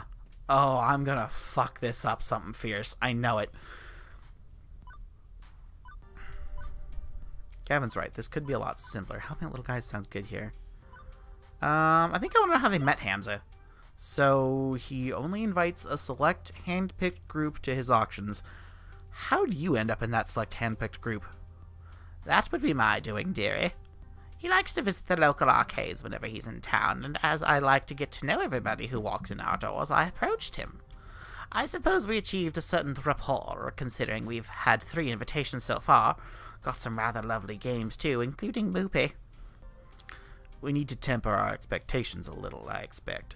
I think not. We don't have room to add many more games, especially relics like Hamza usually deals in. What about the off-site storage unit? We could just rotate games in and out more often. Nearly full to bursting, and not cheap for us to rent on a monthly basis. I'm not saying we have to go home empty-handed. Certainly a few holes in our roster we can fill, should we find an excellent deal and beat the other bidders. But consider this, above anything else, a way to maintain relations with Hamza. I said that wrong, but consider this, above anything else, a way to maintain our relations with Hamza, even if we don't end up bidding. Aww. Now, Naomi. Gavin knows the numbers. I'm in favor of making our little funplex more and more fun, but floor space is finite. And Gavin, remember, if we find some darling little game Naomi would lavish adoration upon, we can always retire an older game. I like how she's basically just everyone's mom, and she has to, like, crowd control everyone and be like, Gavin, keep this in mind. Naomi, keep this in mind. Compromise! Life, my young friends, is a series of trade-offs. Aha! See? Love Francie. Well, isn't it better to, not just settle and compromise all the time? Well, now, there are trade-offs, and there are trade-offs. I don't think I understand. It's silly to say that you should never compromise. As silly as it is to say you should always compromise. It's what you compromise that defines who you are. You're all so young yet. You've time to make mistakes in learning what trade you need to make. Unless you don't make rent on your apartment or your stomach's growling. Iris and Juniper have pushed me to stop settling for less out of life, to stand up for myself and my happiness. And I've done just that, without regret, so everything should be fine now, right? right? New default topic diversion. The weather. Well, at least it's a nice day for an outing, right? I knew it! The second the weather is always brought up in these things, just... Oh, come on. Wonderful. Glad I packed plastic bags to rack the cabinets in just in case. That's our Gavin, always thinking ahead. Trying to protect your investments, huh? From Hamza's invitation, it seems this arcade was largely abandoned and left to rot. I'd rather not add water damage to the ailments the games are already suffering. Okay, he's becoming, like, kind of southern the more I speak for him. It's so sad when we come across a wonderful game that's just ruined beyond repair. Most collectors show their collections a lot of love, but others just don't care. You find old games and bonds exposed to the elements and falling apart. I suppose this is one thing we can easily agree on. It's important to take care of your games. For the resale value, you mean? A broken game's no fun to play with, and it's a shame to see a classic in terrible condition. Consider pinball. Pinball games are very prone to breakdowns, particularly older ones. To experience them in their glory, you need to show them care. Even beyond a busted game earning no quarters, it feels like a waste to allow an enjoyable game life follow. A waste of true potential. Huh, good point. Glad to see these two getting along better, even if Naomi kept preemptively attacking him along the way there. With the rain pounding down on the roof, conversation gets a bit difficult. Gradually, everybody resumes fiddling with their phones, knitting and driving, leaving me to wonder, exactly where is this auction and or raid happening anyway? We've been driving for some time, leaving the city far behind. What would a massive trove of arcade games be doing this far out into the sticks? Or maybe it's some closed down roller rink or an old bowling alley, or maybe it's a creepy old house that looks likely haunted by exactly 87,194 ghosts. I love the music. The classic summon luck in play, so majestically awful. Gavin pulls up alongside any number of other vans and trucks. We're here a little late, it seems. Good grief, is this really the auction site? Creepy, definitely creepy, at least an 8 on the creepometer. An old home has character, I feel. Let's not judge it by its exterior, shall we? With all speed, the group hurries inside to get away from the weather. A large group is already gathered in the foyer of the crumbling estate, but one rushes forward to greet us in a blur, as others pay little mind. Greetings, friends. Hi, Hamza. Hamza? Hamza? Hamza welcomes our friends from the Funplex. Welcome, welcome. Oh, he's going to be a treat. Gavin, stalwart as ever. Naomi, love what you've done with your hair. Miss Francine, a beauty surpassed only by your wisdom. Really, doggo? Oh, fresh. And a new player, it seems. Who might you be? Edgy Summon. I see. Greetings to you and yours. I am known as Hamza, seeker of antiquity, finder of things lost, player of games. And welcome to, well, not my home, but a place where Hamza shall provide hospitality regardless. Seeker of Antiquity, 1980X's Antique? I think I'd go with the basically again. Thank you for your invitation, Mr. Hamza. Hamza? I understand you only invite a select few? The Funplex is proud to accept your summoning.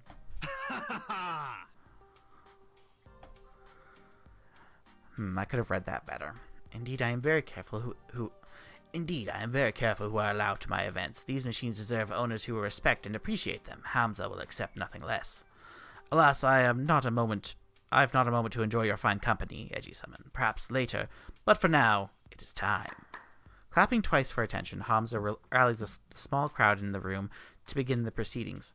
Friends, companions, longtime allies of the noble art of the arcade, welcome. Welcome to Donna Wood.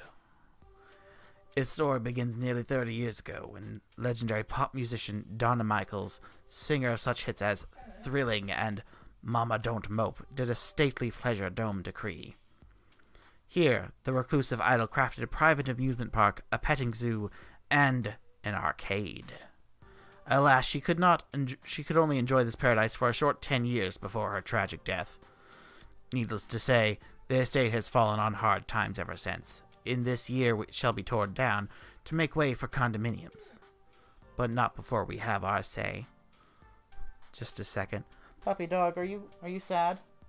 Do you need to go out and get some water? Let's go get some water. I'll be right back. Thank you for hanging out, Shrek-Ann.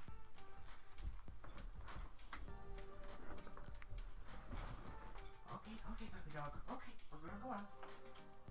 We're gonna go out real quick.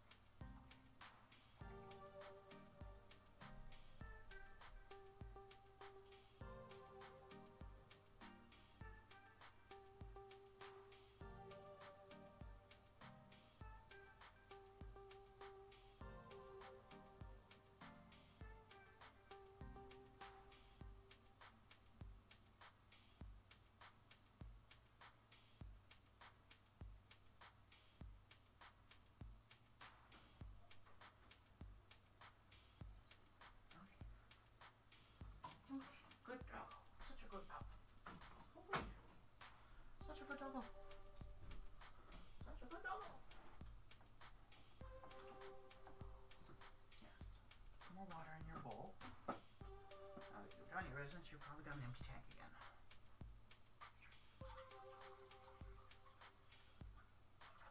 Here you go, buddy.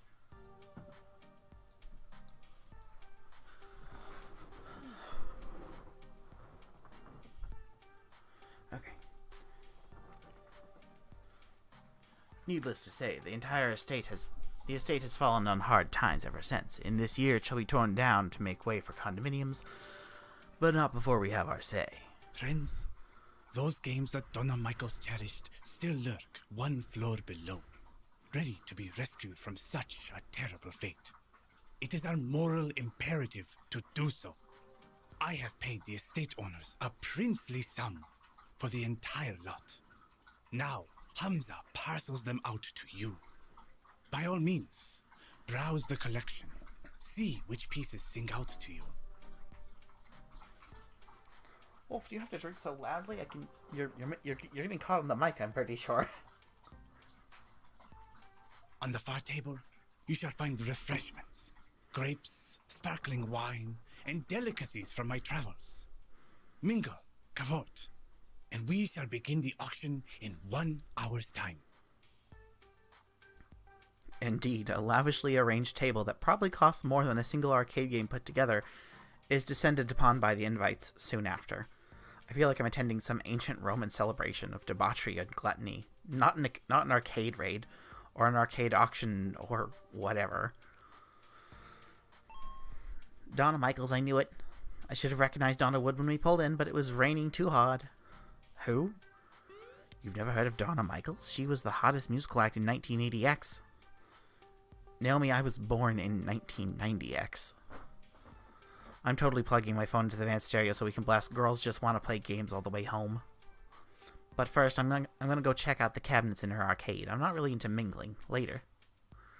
She dashes off, with all speed, heading for the stairs leading below. Suppose I should network a bit. Hamza's events always draw an interesting crowd of rival arcade owners. Heading for the foodstuffs, Gavin arranges himself a plate so he has an excuse to hang around and eavesdrop on the other collectors, leaving me to do stuff. Now I see why Ashley was bored at these events. Gavin schmoozes, Naomi analyzes finds, and Francine's already napping in a chair. I've got nothing to do. Well, when in doubt, find someone who knows what they're doing and stick to them like glue.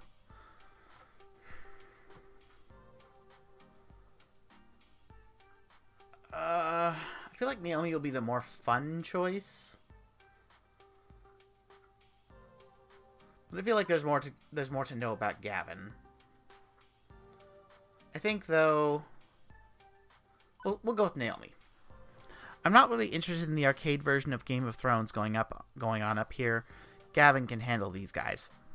Me, I want to see this legendary arcade Hamza was talking up, so I head downstairs to join Naomi. Whoa. Is this a private collection or a fully fledged arcade? I was expecting a handful of games and a pool table or something, but this is easily 3 times larger than the Funplex itself. Even coated in dust and disrepair, it's awe-inspiring. And it's also hard to find anyone in this maze of tightly packed games. Invitees are browsing the available stock to decide what's worth bidding on, making it crowded as well. But eventually I locate Naomi, practically cuddling a narrow-looking TMNT machine. Oh, heart. Edgy, look, a 2-player variant of TMNT. These were only released in the Oceania region. Such a rare find. Wait, wasn't that game originally 4-player? Why would anyone want a version with only 2 joysticks? Oh, because I mean, it's rare. It's a find. And it's less fun. Not the point. Anyway, it's hard to find one of these 2-player or 4-player. I'd love to have it for the arcade. I'd love to have that and this one, and oh, if only I could take all of these home with me. Some have water damage, others likely have busted CRTs and controls. They all need work, but I recall the game she was working on when I first met her. Extensive repairs needed just to make it playable.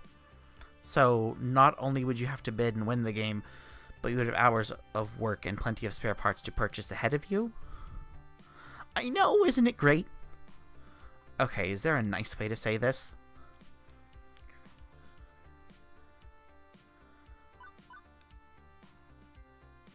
I know you love restoring these games, but do we actually have any money for more new projects?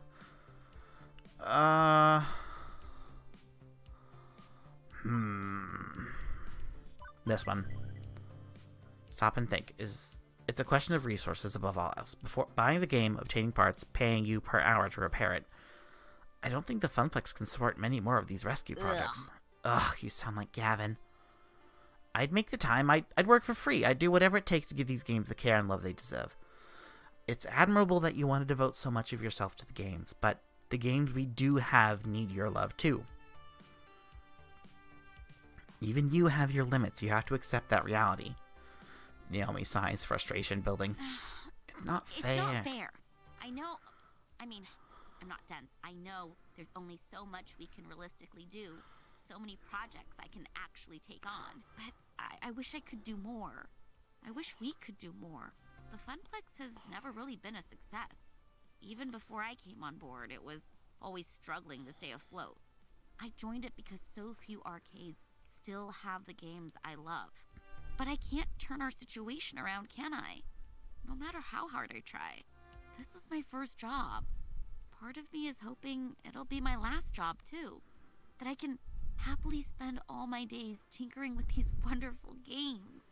Every kid says they want to be a fireman or an astronaut or a robot cop or something, but nobody actually ends up doing that. Except me. I wanted to fix up arcade games, and that's what I'm doing. It's all I ever wanted to do.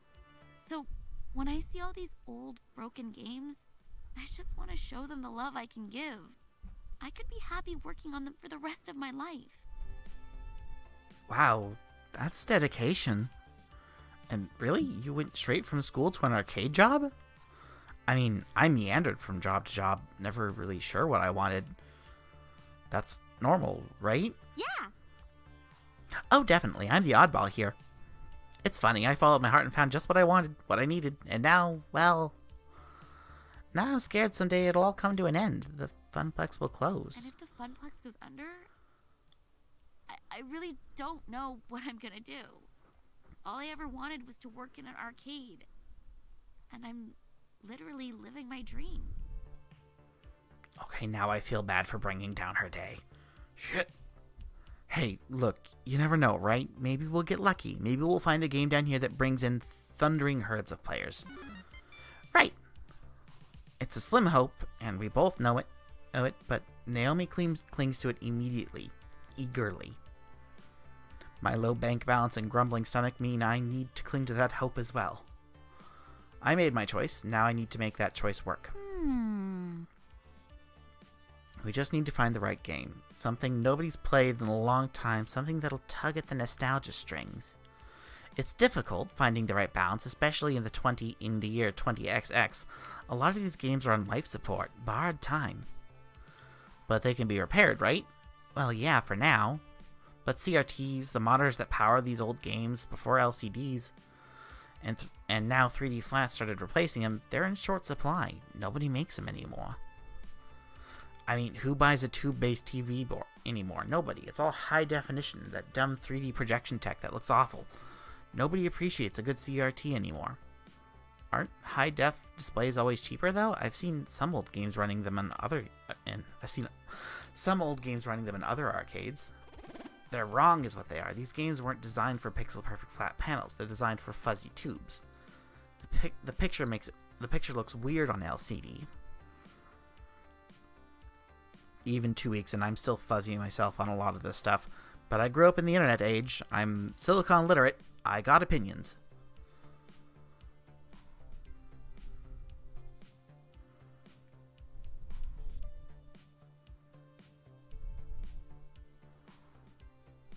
Can we simulate the fuzzy image?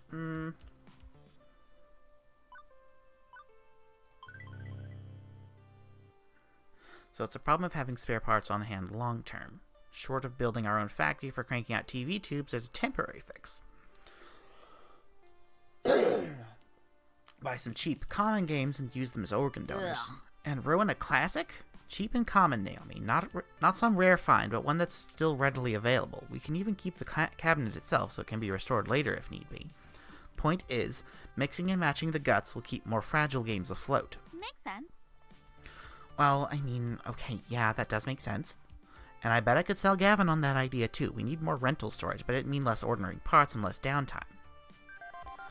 Okay, I'll see if there's anything down here nobody would want and nobody would need. Thank you. You know, I'm glad you're with us at the Funplex. Whether you take my side or Gavin's side, it's nice to have someone who cares about games around. Ashley's fun, but she's way more into cosplay than gaming. But it's kinda odd, you know? What? Feeling like I'm not alone.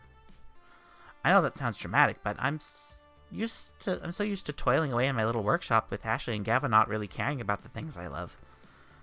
They're kind enough to me and friendly, well, Ashley is, but ever since you showed up, I feel like there's someone with me. It's odd. I'm not complaining, though. I guess it just takes getting used to after years of feeling perfectly content to be alone. Oh, that hurts. Oh, that... too close to home. Way too close to home, Naomi. Away from strangers? Crowds? I mean, it's not really my thing. I don't like to network like Gavin does, or socialize like Ashley does. And now I'm making things weird, so I'm gonna stop there. Besides, I'm just about done taking inventory down here. How about you and I... Suddenly shouting and stomping of feet from the floor above. What the? Sound like there's a fight or something going on up there. I think we better go see what's up. What's what? If you'll come with me, I mean... Oh, I should have gone with Gavin, shouldn't I?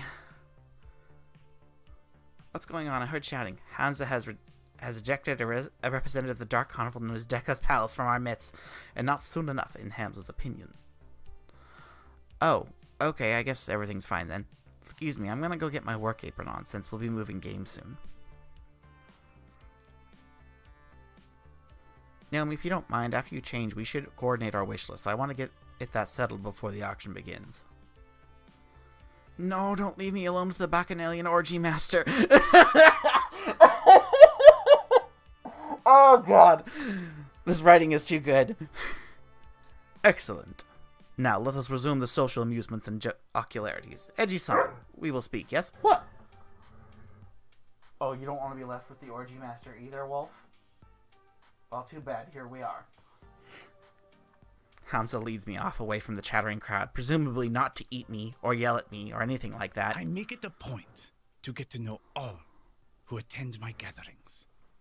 Clearly, I have been remiss, as I allowed one who works with the hated Dekonami to enter.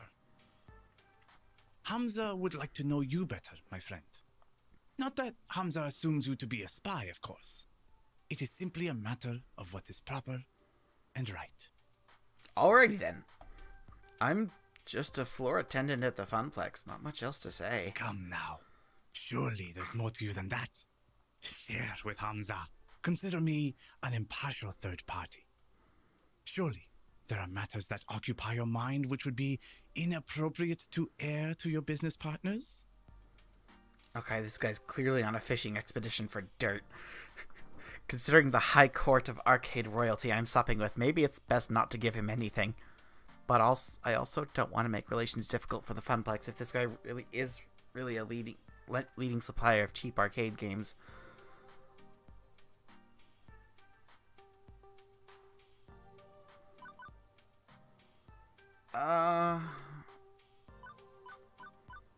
According to the character's backstory, this is true. I won't bore you with the whole story, but the TLDR is that my family's had a curse of foul luck for quite a few years. Moving from city to city, job to job. After I left home, I couldn't find stable work. Not until the Funplex, I guess. I'm determined to make this work, but I'll admit, I'm in a vulnerable position. I'm not exactly a jet-setting it's not exactly a jet-setting executive role. Hamza agrees. I see I see the dilemma you face. I have seen it many times before, in fact, including firsthand. Yes, I have known hardship. We all have. In the course of events, you are not alone in that condition. Hamza began as a mere urban explorer and hunter of rare objects. for a wealthy buyer in Dubai. You see, many debts pursued me, and in return for assistance in paying them, I stocked the arcade of his dreams. In time, my patron released me entirely from the woes of debt. They were difficult years, productive years to be certain, and throughout them, Hamza learned how to use the mystique of being Hamza to better achieve his goals.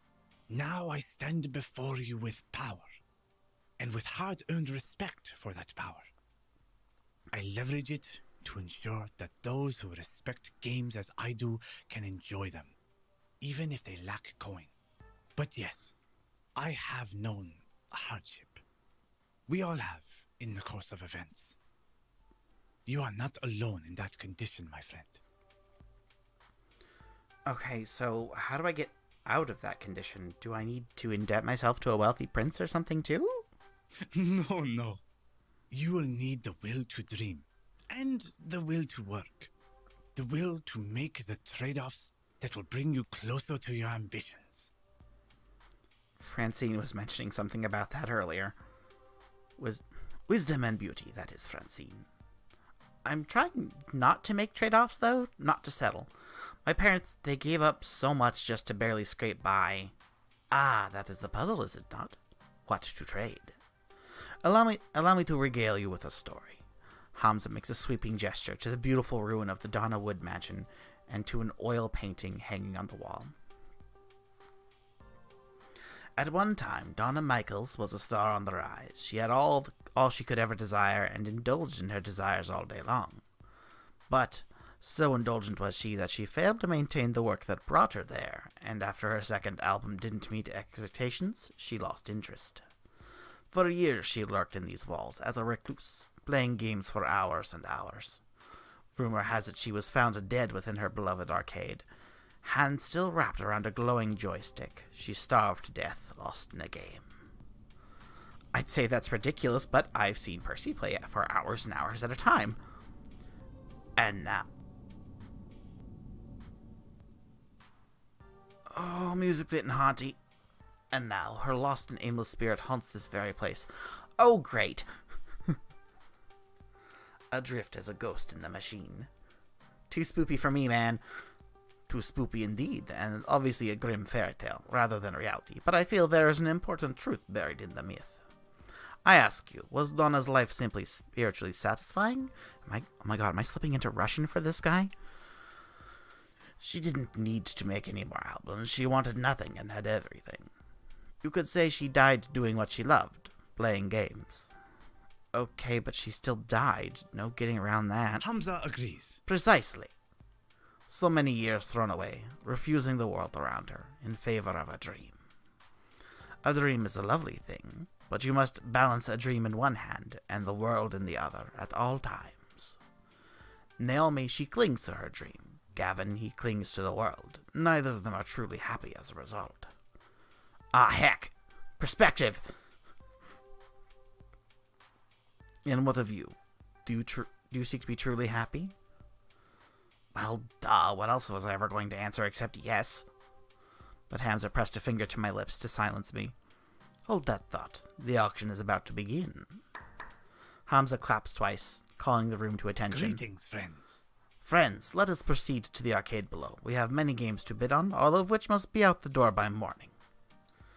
As always, I will accept alternate bids, but test not the patience of Hamza. If your bid is not a serious offer, the hours grow short. Any titles which find no takers will go to my own collection, but my hopes is to find a happy home for every machine, one which will love and respect these games. He motions for me in particular to follow as the group files downstairs. This way, this way. A bunch of folding chairs have been set up in front of a large HD TV. One of Hamza's assistants loads up a photo slideshow of the games on offer as the group settles in. Hey, shouldn't Francine be here for this? It's technically her money. She trusts the two of us to make the right decisions on purchasing games. Plus, I'd hate to interrupt her nap, or her knitting, or both. I swear she can knit in her sleep. Oh, I'm just too nervous. I think I'm going to browse the games again, see if there are any I missed. It's so dark down here. I could swear I didn't see them all. And how about you? Want to watch the auction with me or go help Naomi search the arcade? I'm fine either way. Ultimately, you're only here to help us lug our purchases out the door, so do whatever you like. Thanks.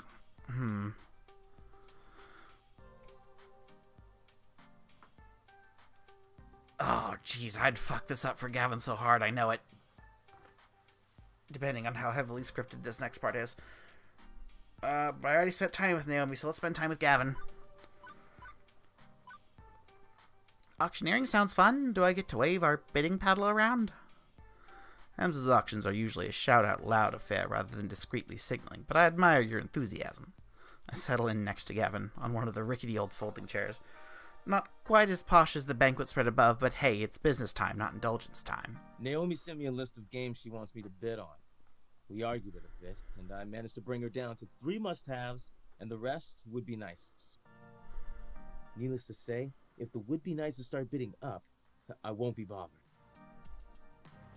We have the storage space for the would-be-nices? Well, technically, yes.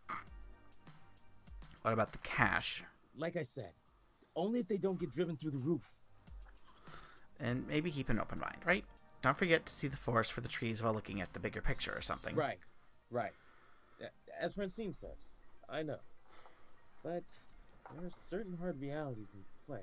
Oh, Gavin. It has begun!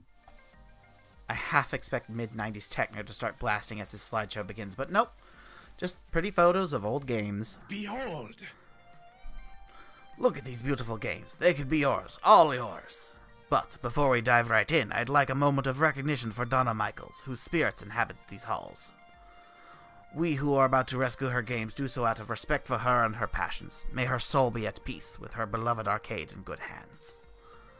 I thought he didn't believe in that tall tale, or is he just being theatrical because it is the way of Hamza? Now, shall we commence the auction, friends?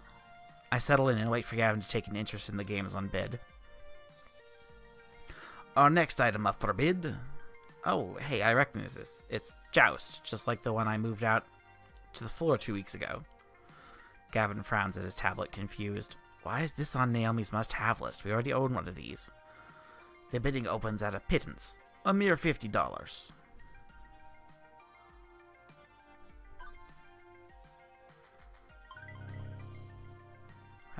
That machine breaks down a lot, right? Well, having a spare in storage would mean not needing to buy more parts for it. Impressive. Astute. A good reason to bid on it. I agree. Iris, give me a quick price check on the sum of all key components in the Joust machine. As you wish, Mr. Cooper. Oh, his Iris looks much different. Wait, you have an Iris too? I suppose. I can't say I like it, but yes, a premium Iris account. You have the free version, correct? I doubt it would be capable of such a complex query such as this. Done. Individual components compounded together compile to $400. Gavin gets to his feet. $300, please. Such fire! Oh ho, at last Gavin Cooper shows his fire. Will anyone step? $1,000 to complete my Midway collection. Well, crap. Hamza must consider this.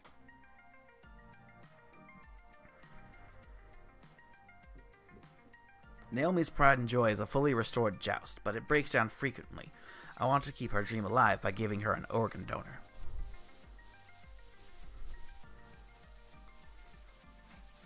Sold! Sold for $1,000. It seems once he hears a bid he likes, it's all over. No going once, going twice. However, as Hamza is not without heart, I have a mostly working copy of that game in my personal stock that I've been meaning to restore. Gavin Cooper, I grant it to you for free. Free? Such is the iron will of Hamza. This is the will of Hamza, question it not. I love Hamza! Hamza's great! The collector sits, grumbling. Thank you. Thank you, Hamza. You are most kind. I am most capricious, but thank you for the praise all the same. Onward. Our next item for auction is this rather unique piece. And egads, is that one ugly football game? It looks like the side art stickers weren't even put on straight. The white paint is totally uneven, the marquee's been broken, the monitor has a big ol' as-is note. The joysticks are 4 different clashing colors, and... do I hear 50? 40? Wait. I nudge Gavin, whispering, put a bid on it. Pardon? Why, it's positively grotesque. I recognize the shape and the joystick colors. That's not really a football game. It's a TMNT. Naomi told me earlier that we need one of those. I thought they only had a crappy 2-player one, but that's definitely a TMNT at heart. Aha, cheaply done conversion. No doubt some fool thought he'd get more profits off a sports game and lazily chopped it up. It need restoration work, granted, but slowly he stands up. I suppose.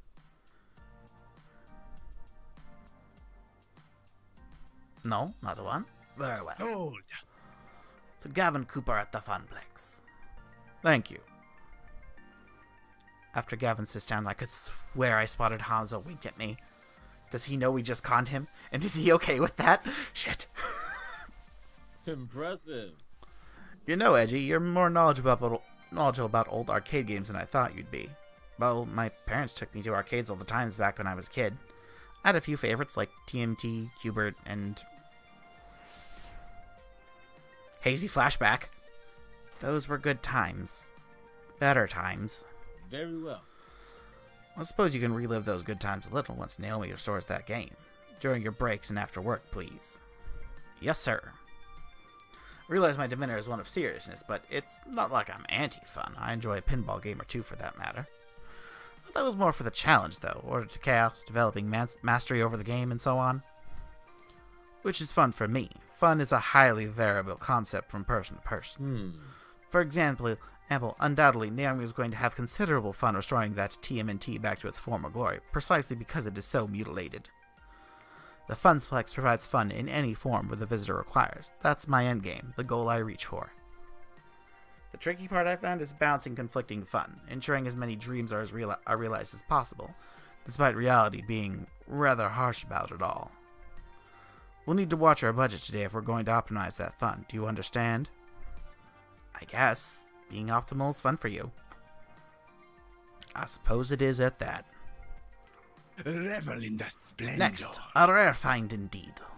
What would surely be the jewel of any collector's treasure trove, provided they are discerning collectors. I'm turning into a pirate now, who appreciate such splendors. And the next game is a black and white driving game from 1970X. I give you Death Race, inspired by the movie of the same name and decorated with skulls. It sparked controversy nationwide. Seriously? That relic is seriously on Naomi's must-haves list? Absolutely not. Not only is it an ancient artifact of a bygone age, I'd rather not have angry parents mad that little Timmy ran people over in a video game. They're gremlins, not humans. Very, very blurry little white blobs of gremlins. Doesn't matter. It won't earn, and earning is critical for a small arcade such as ours.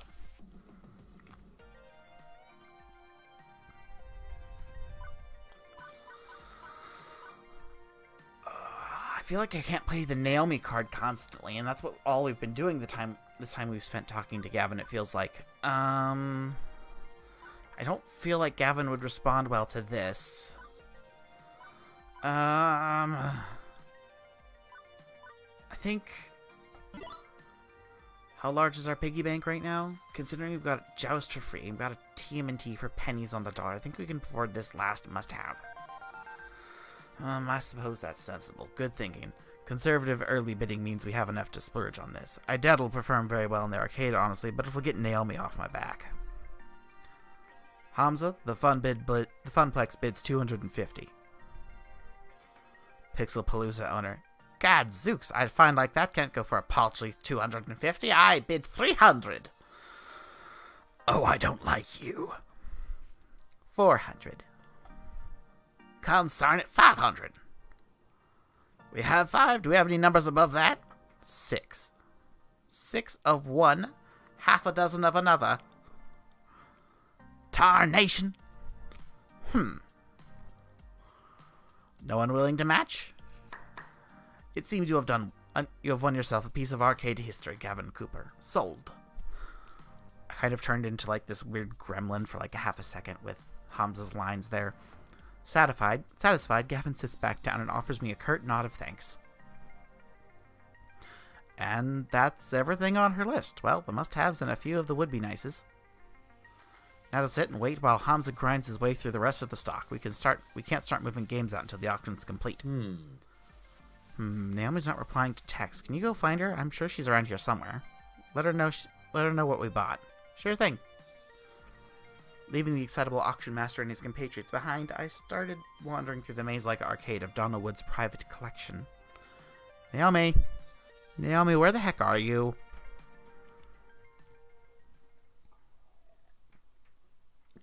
Dark and quiet back here. Where could Naomi be? It's not like it's an infinite plane of games. There's only so many places she could hide.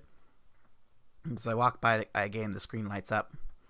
I freeze in my tracks as my hand accidentally brushes past the glowing stick. It seems familiar, like something from a story I heard once.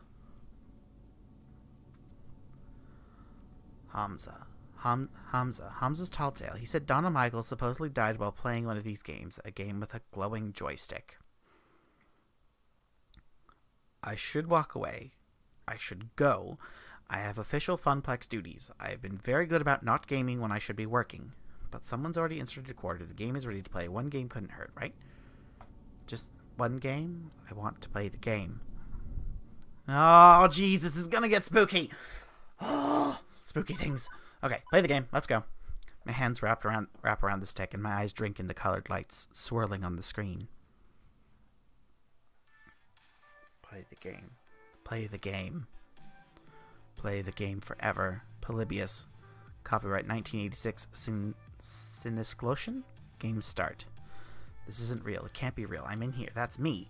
It's just a game. Just a game I have to play forever. None of this is real. Level 01. The Harpy. Round start. There you are. I've been worried sick. What are you doing out here, touching strange joysticks, meeting strange people, getting into trouble? You need to stay safe. Trust me, believe in me. I can help you find your dreams. All you have to do is everything I tell you to do. Whoa. Oh, doggo. Hey. Oh, settle down. Oh, this is a great time for you to start acting up, bud. Did someone come home? What's going on? Why are you freaking out?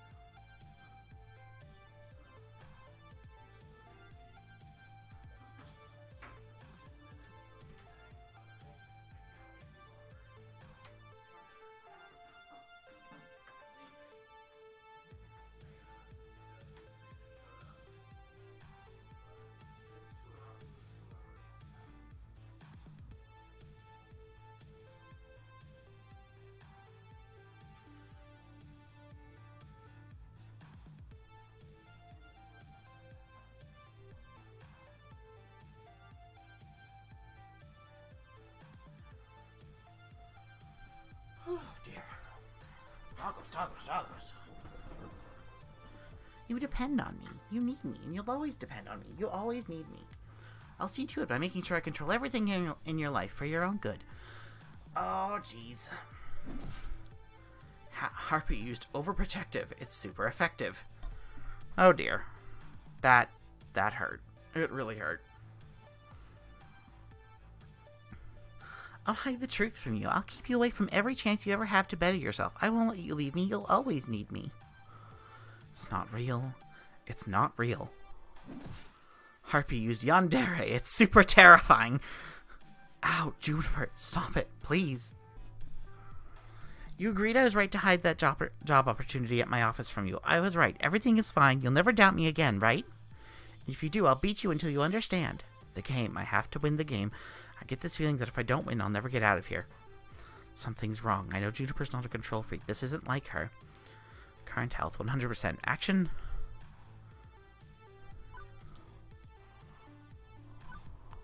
This is ridiculous. This isn't real, and this isn't you, Juniper.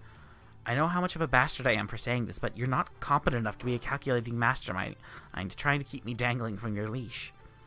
You're just too open, too honest, and too clumsy to pull off something like that. I know you. I've always known you. And I know you're sincerely trying to help me even when you mess up.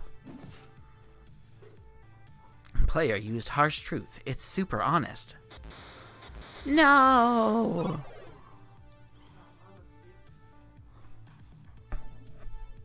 I'm sorry. I'm so sorry. You're right. I just wanted to help you smile again. I made a mistake, but it wasn't to keep you under my thumb or anything like that. Juniper, I'm smiling. It's okay. I'm going to make this work. It's hard work, but I'm going to make my dream come true. Good. I'm so glad to hear it. Good old Juniper. Kind heart, as always. Okay. I can do this. I can handle this. Level 2, the Shade. Round start. This is all your fault. Nope, I officially can't handle this. The pizza bagels, the debt, the rent payments, all of it piling up, mounting up because you're a failure and will always be a failure. The family curse, the tears and the sorrow, moving from town to town, barely getting by, settling for what you can get. That's who you are. Forever. It's never going to change.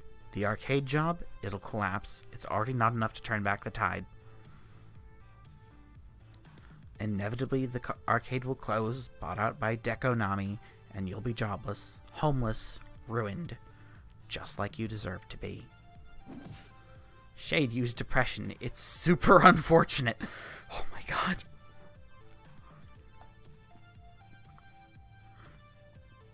You were better off not caring, not feeling anything. Go with the flow, accept your fate. Fall away knowing you never really had any other option.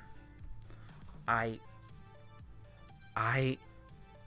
can't even mount a defense because I'm you and you know I'm right. You know you're right. We'll never be happy. I can't do this. Current health, 100%. Action?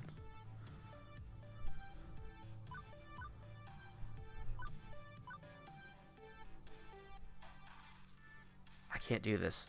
Not by myself, and I won't be ashamed to ask for help. I summon a guardian. Aw, it's Percy! Yes, I knew it! I love it! Oh, it's so fucking cute! I've known you, Shade. You've lurked in my own heart many a year, haven't you? But I know that there are others who love me. Even if they're no longer with me, I still remember their smiles. I'd like to see Edgy smile again, so I'll stand by his side. For however long he needs someone to lean on, I promise. Guardian used empathy. It's super compassionate.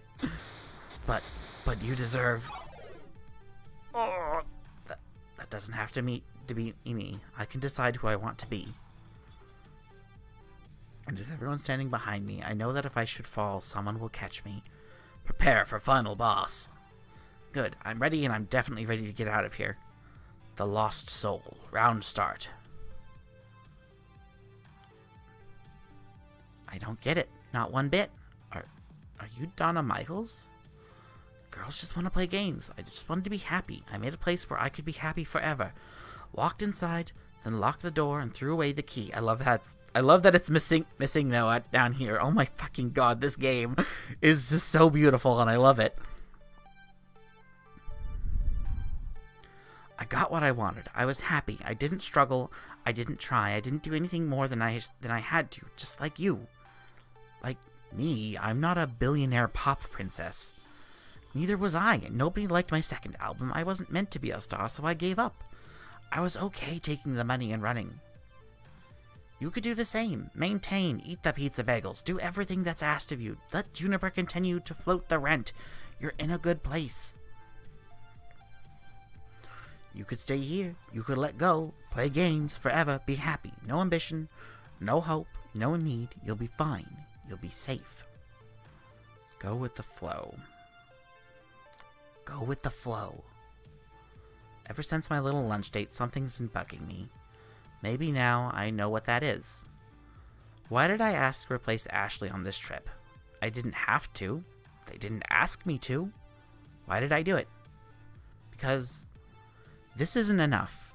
Being an arcade floor attendant isn't enough. Living hand to mouth isn't enough. Good, quit your job. Quit and become like me. Lose yourself in the games. Oh, I'm not quitting. That's not what I meant at all. I want to fight. Current health, 100% action.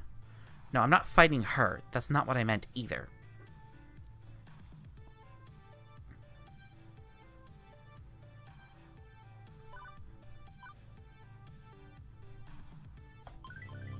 It's simple math, isn't it? If I'm struggling to make ends meet, it's because the arcade itself is struggling. The solution is so simple. I'm kind of amazed I didn't see it before. The arcade could be so much more. It could lead the way, go above and beyond just doing what I'm told. I could champion the cause of the Funplex. That's my dream. I want to end the family curse, to find success and happiness.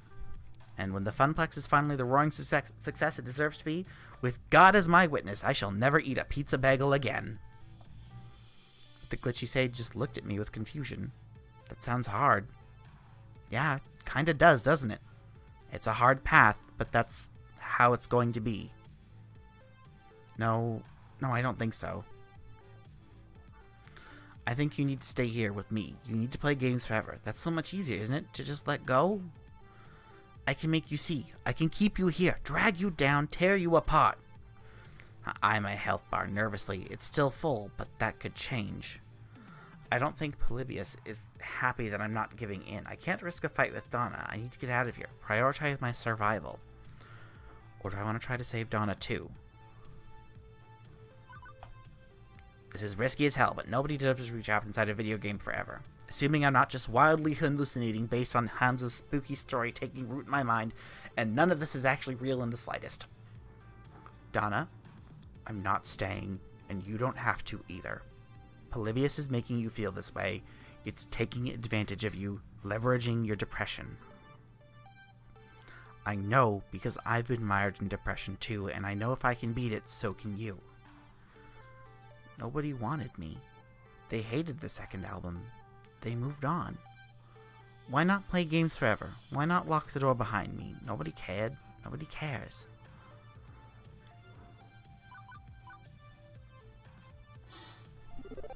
Right now there's a young woman with a phone filled with your music waiting out there. She's going to play your whole catalog for me once I'm out of here. She cares, and I care. Maybe the jerk's back in your day lost interest, but nostalgia's a heck of a thing. You could mount a comeback to her. A tour? I always loved performing. The rest of the business, I hated it all. I hated the label, the industry, the backstabbing, the drugs, everything. But the concerts, I love the smiles. But it's all over, isn't it? I died. I'm not even Donna's spirit. All that's left is this simulation of me, running through the subroutines of Polybius. Error. Thank you. Thank you for trying to save me. But there's nothing left to save. I'm not real. You seem real enough to me. Error. No escape. Purpose code. Execute. You need to go before Polybius completes its data collection of you and disposes of the original like it did to me. I'll hold it back, and your BFF will do the rest. My what? Digital BFF to the rescue! Oh, hi, Iris. I finally figured out how to break you out of this, but, my apologies in advance. Do I smell something burning? No escape. Erase Donna, replace with new player. Erase!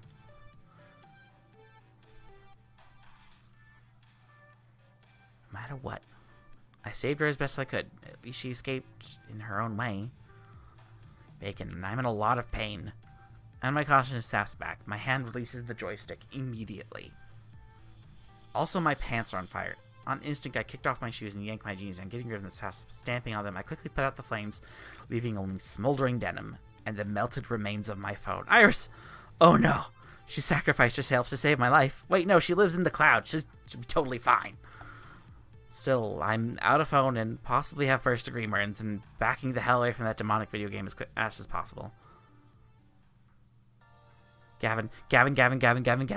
Greetings. The auction's nearly over. Wait, where are your pants? Not important right now. You need to put a bid down on the game called Polybius, so we can destroy it before it hurts anyone else. What?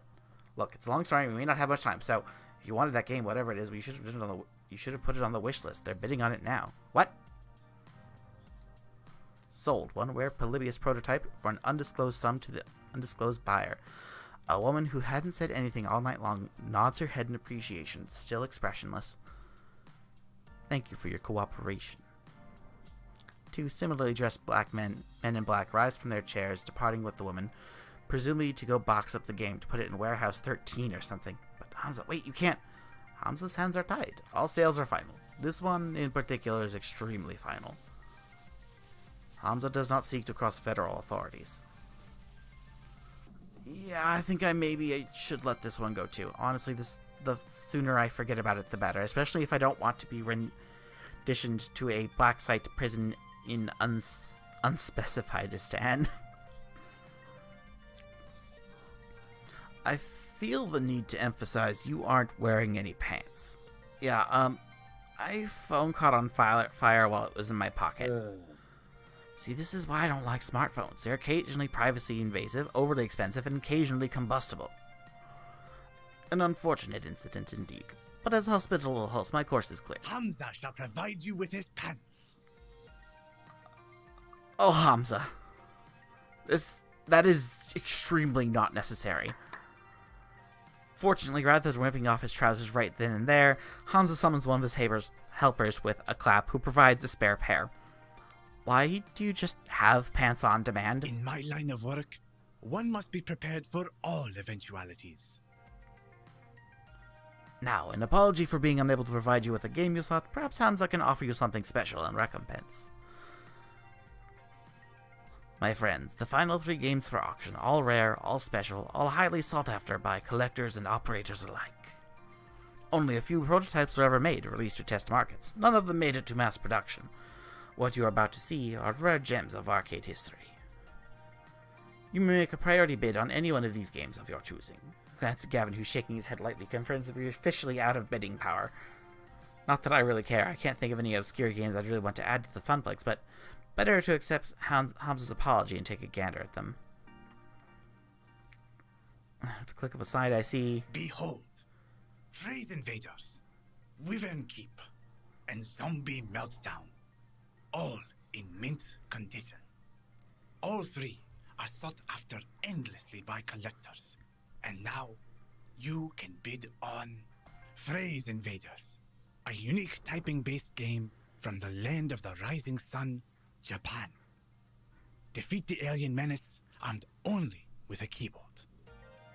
Wyvern Keep, a much sought-after Laserdisc full-motion video game. Play Princess Plucky and rescue the fair prince from the clutches of a terrible beast. It's adorable. And finally, Zombie Meltdown, a classic 1980 light gun shooting game where you save the president from the red threat of radioactive mutant zombies.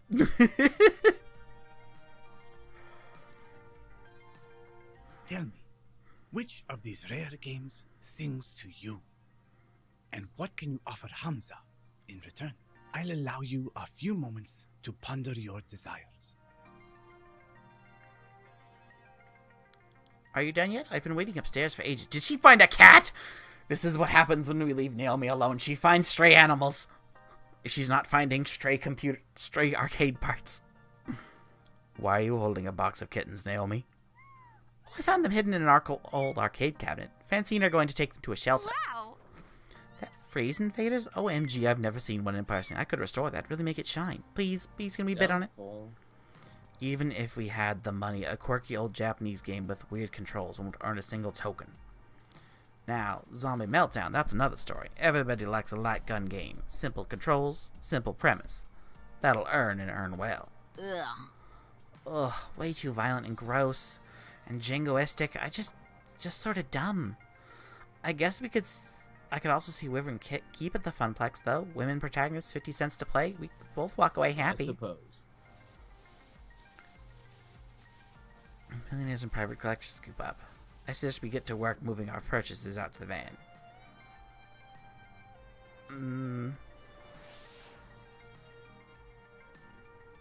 I remember. Before my family fell on hard times, before the curse kicked in, every summer we'd go to the beach, and there was this arcade, with this one game I fell completely in love with. A game no one had even heard of before. I remember. Hamza, I've come to bargain. Such fire!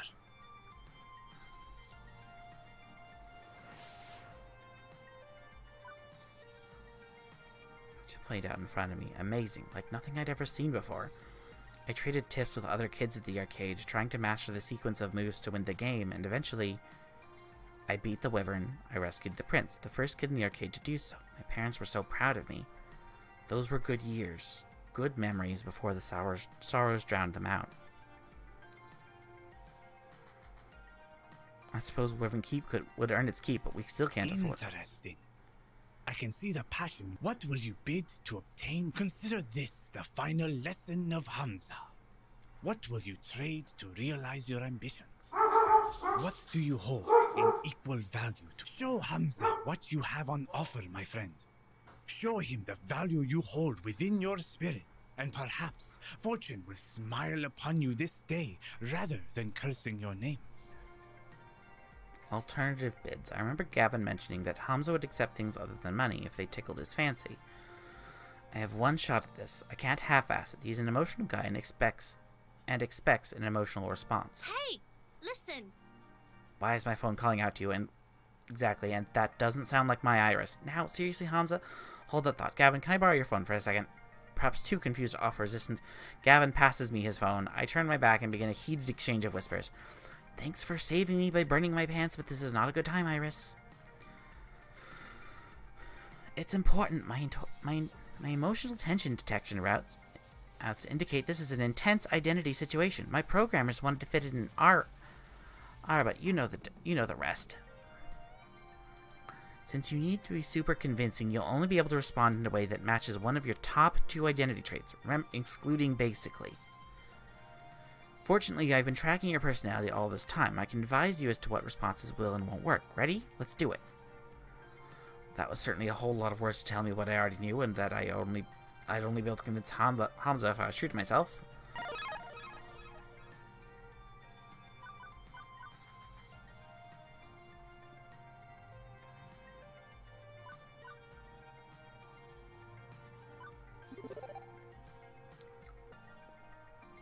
For years I've been struggling with the feeling that nothing will ever go right for me, that I need to content myself with whatever comes my way and endure it all. But before things went sour, this game was my beacon. I loved this game with all my heart, and beyond nostalgia, it represents so much more. It represents my shot at getting that light back in my life, at taking it and making it into so much more. I want to recapture that magic, and build something greater upon it. That's my dream. Will you help me realize that dream, Hamza? Such fire! Very well. Hamza recognizes the fire within your spirit, and he rewards you with this boon. You may have your game. That was so sweet of you. I'm just happy we're walking out the door with a free game. Nice, Gavin. I cut out my heart and let it bleed over the floor for you people, and this is all I get from you. I actually own a copy of Wyvern Keep.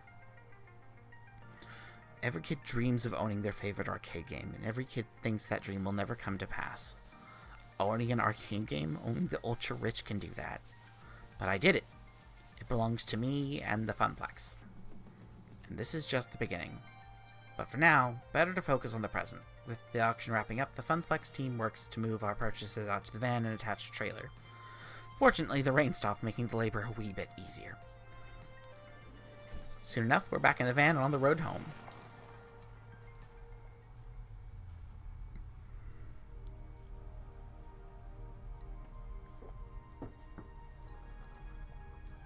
Hey, Gavin, here's your phone back. Appreciated.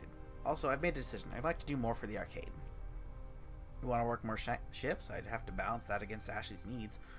No, actually, I'd like a promotion. I want to be the arcade's event manager. I'll do everything I'm already doing, plus I want to organize some events that'll bring people in the doors. Tournaments, maybe. Or maybe a grand unveiling of our new rare game. Or both at the same time. Yeah, both. Let's make it a big relaunch of the Funplex. I want the Funplex to grow, and I want to do my part to help it grow. My. Perhaps.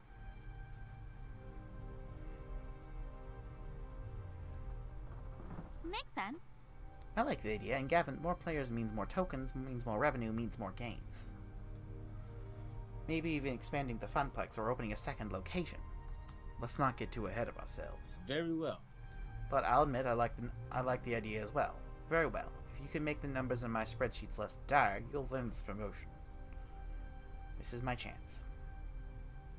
I'm done going with the flow. I'm done assuming the family curse will always keep me pulled back down to the depths. New Edgy, new Funplex, new dream. Oh hey, I promised you some Donna Michaels, didn't I? Gavin, I'm pairing up with the audio now. Turn the music up. As the van speeds into night and a lost soul sings of games and fun, everything is as it should be.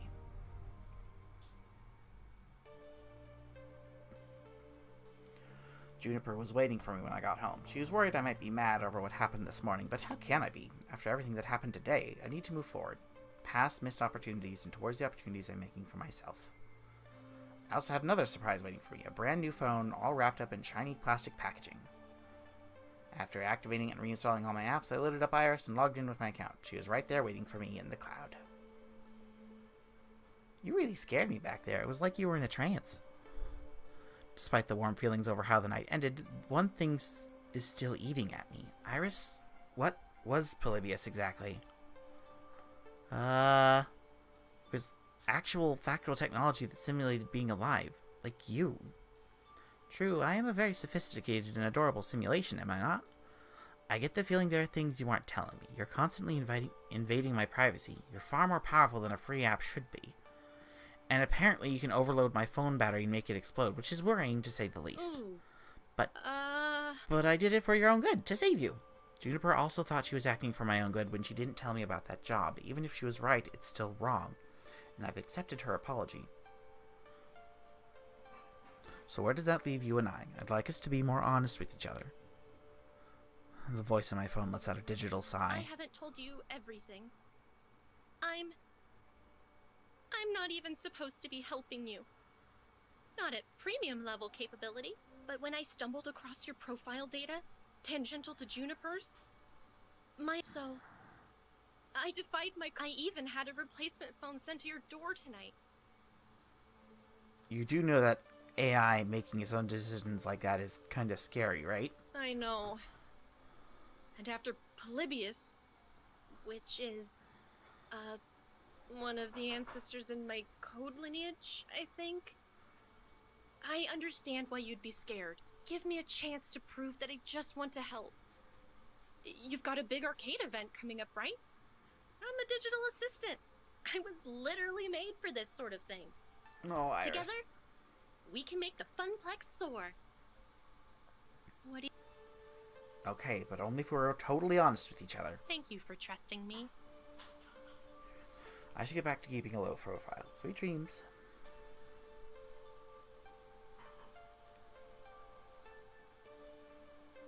Risks and chances, daring to dream. I could have walked away from it all, taken the easy path like Donna did. But even with a questionable pocket AI and the heavy task ahead of me to make a tiny arcade into something grand, I was ready. It was time to take it to the next level.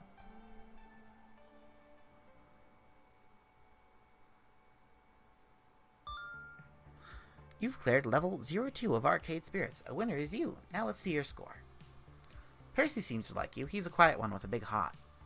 You're proving to be gentle, sweet, and compassionate soul. You've also scored 8,000 points. Everybody likes points.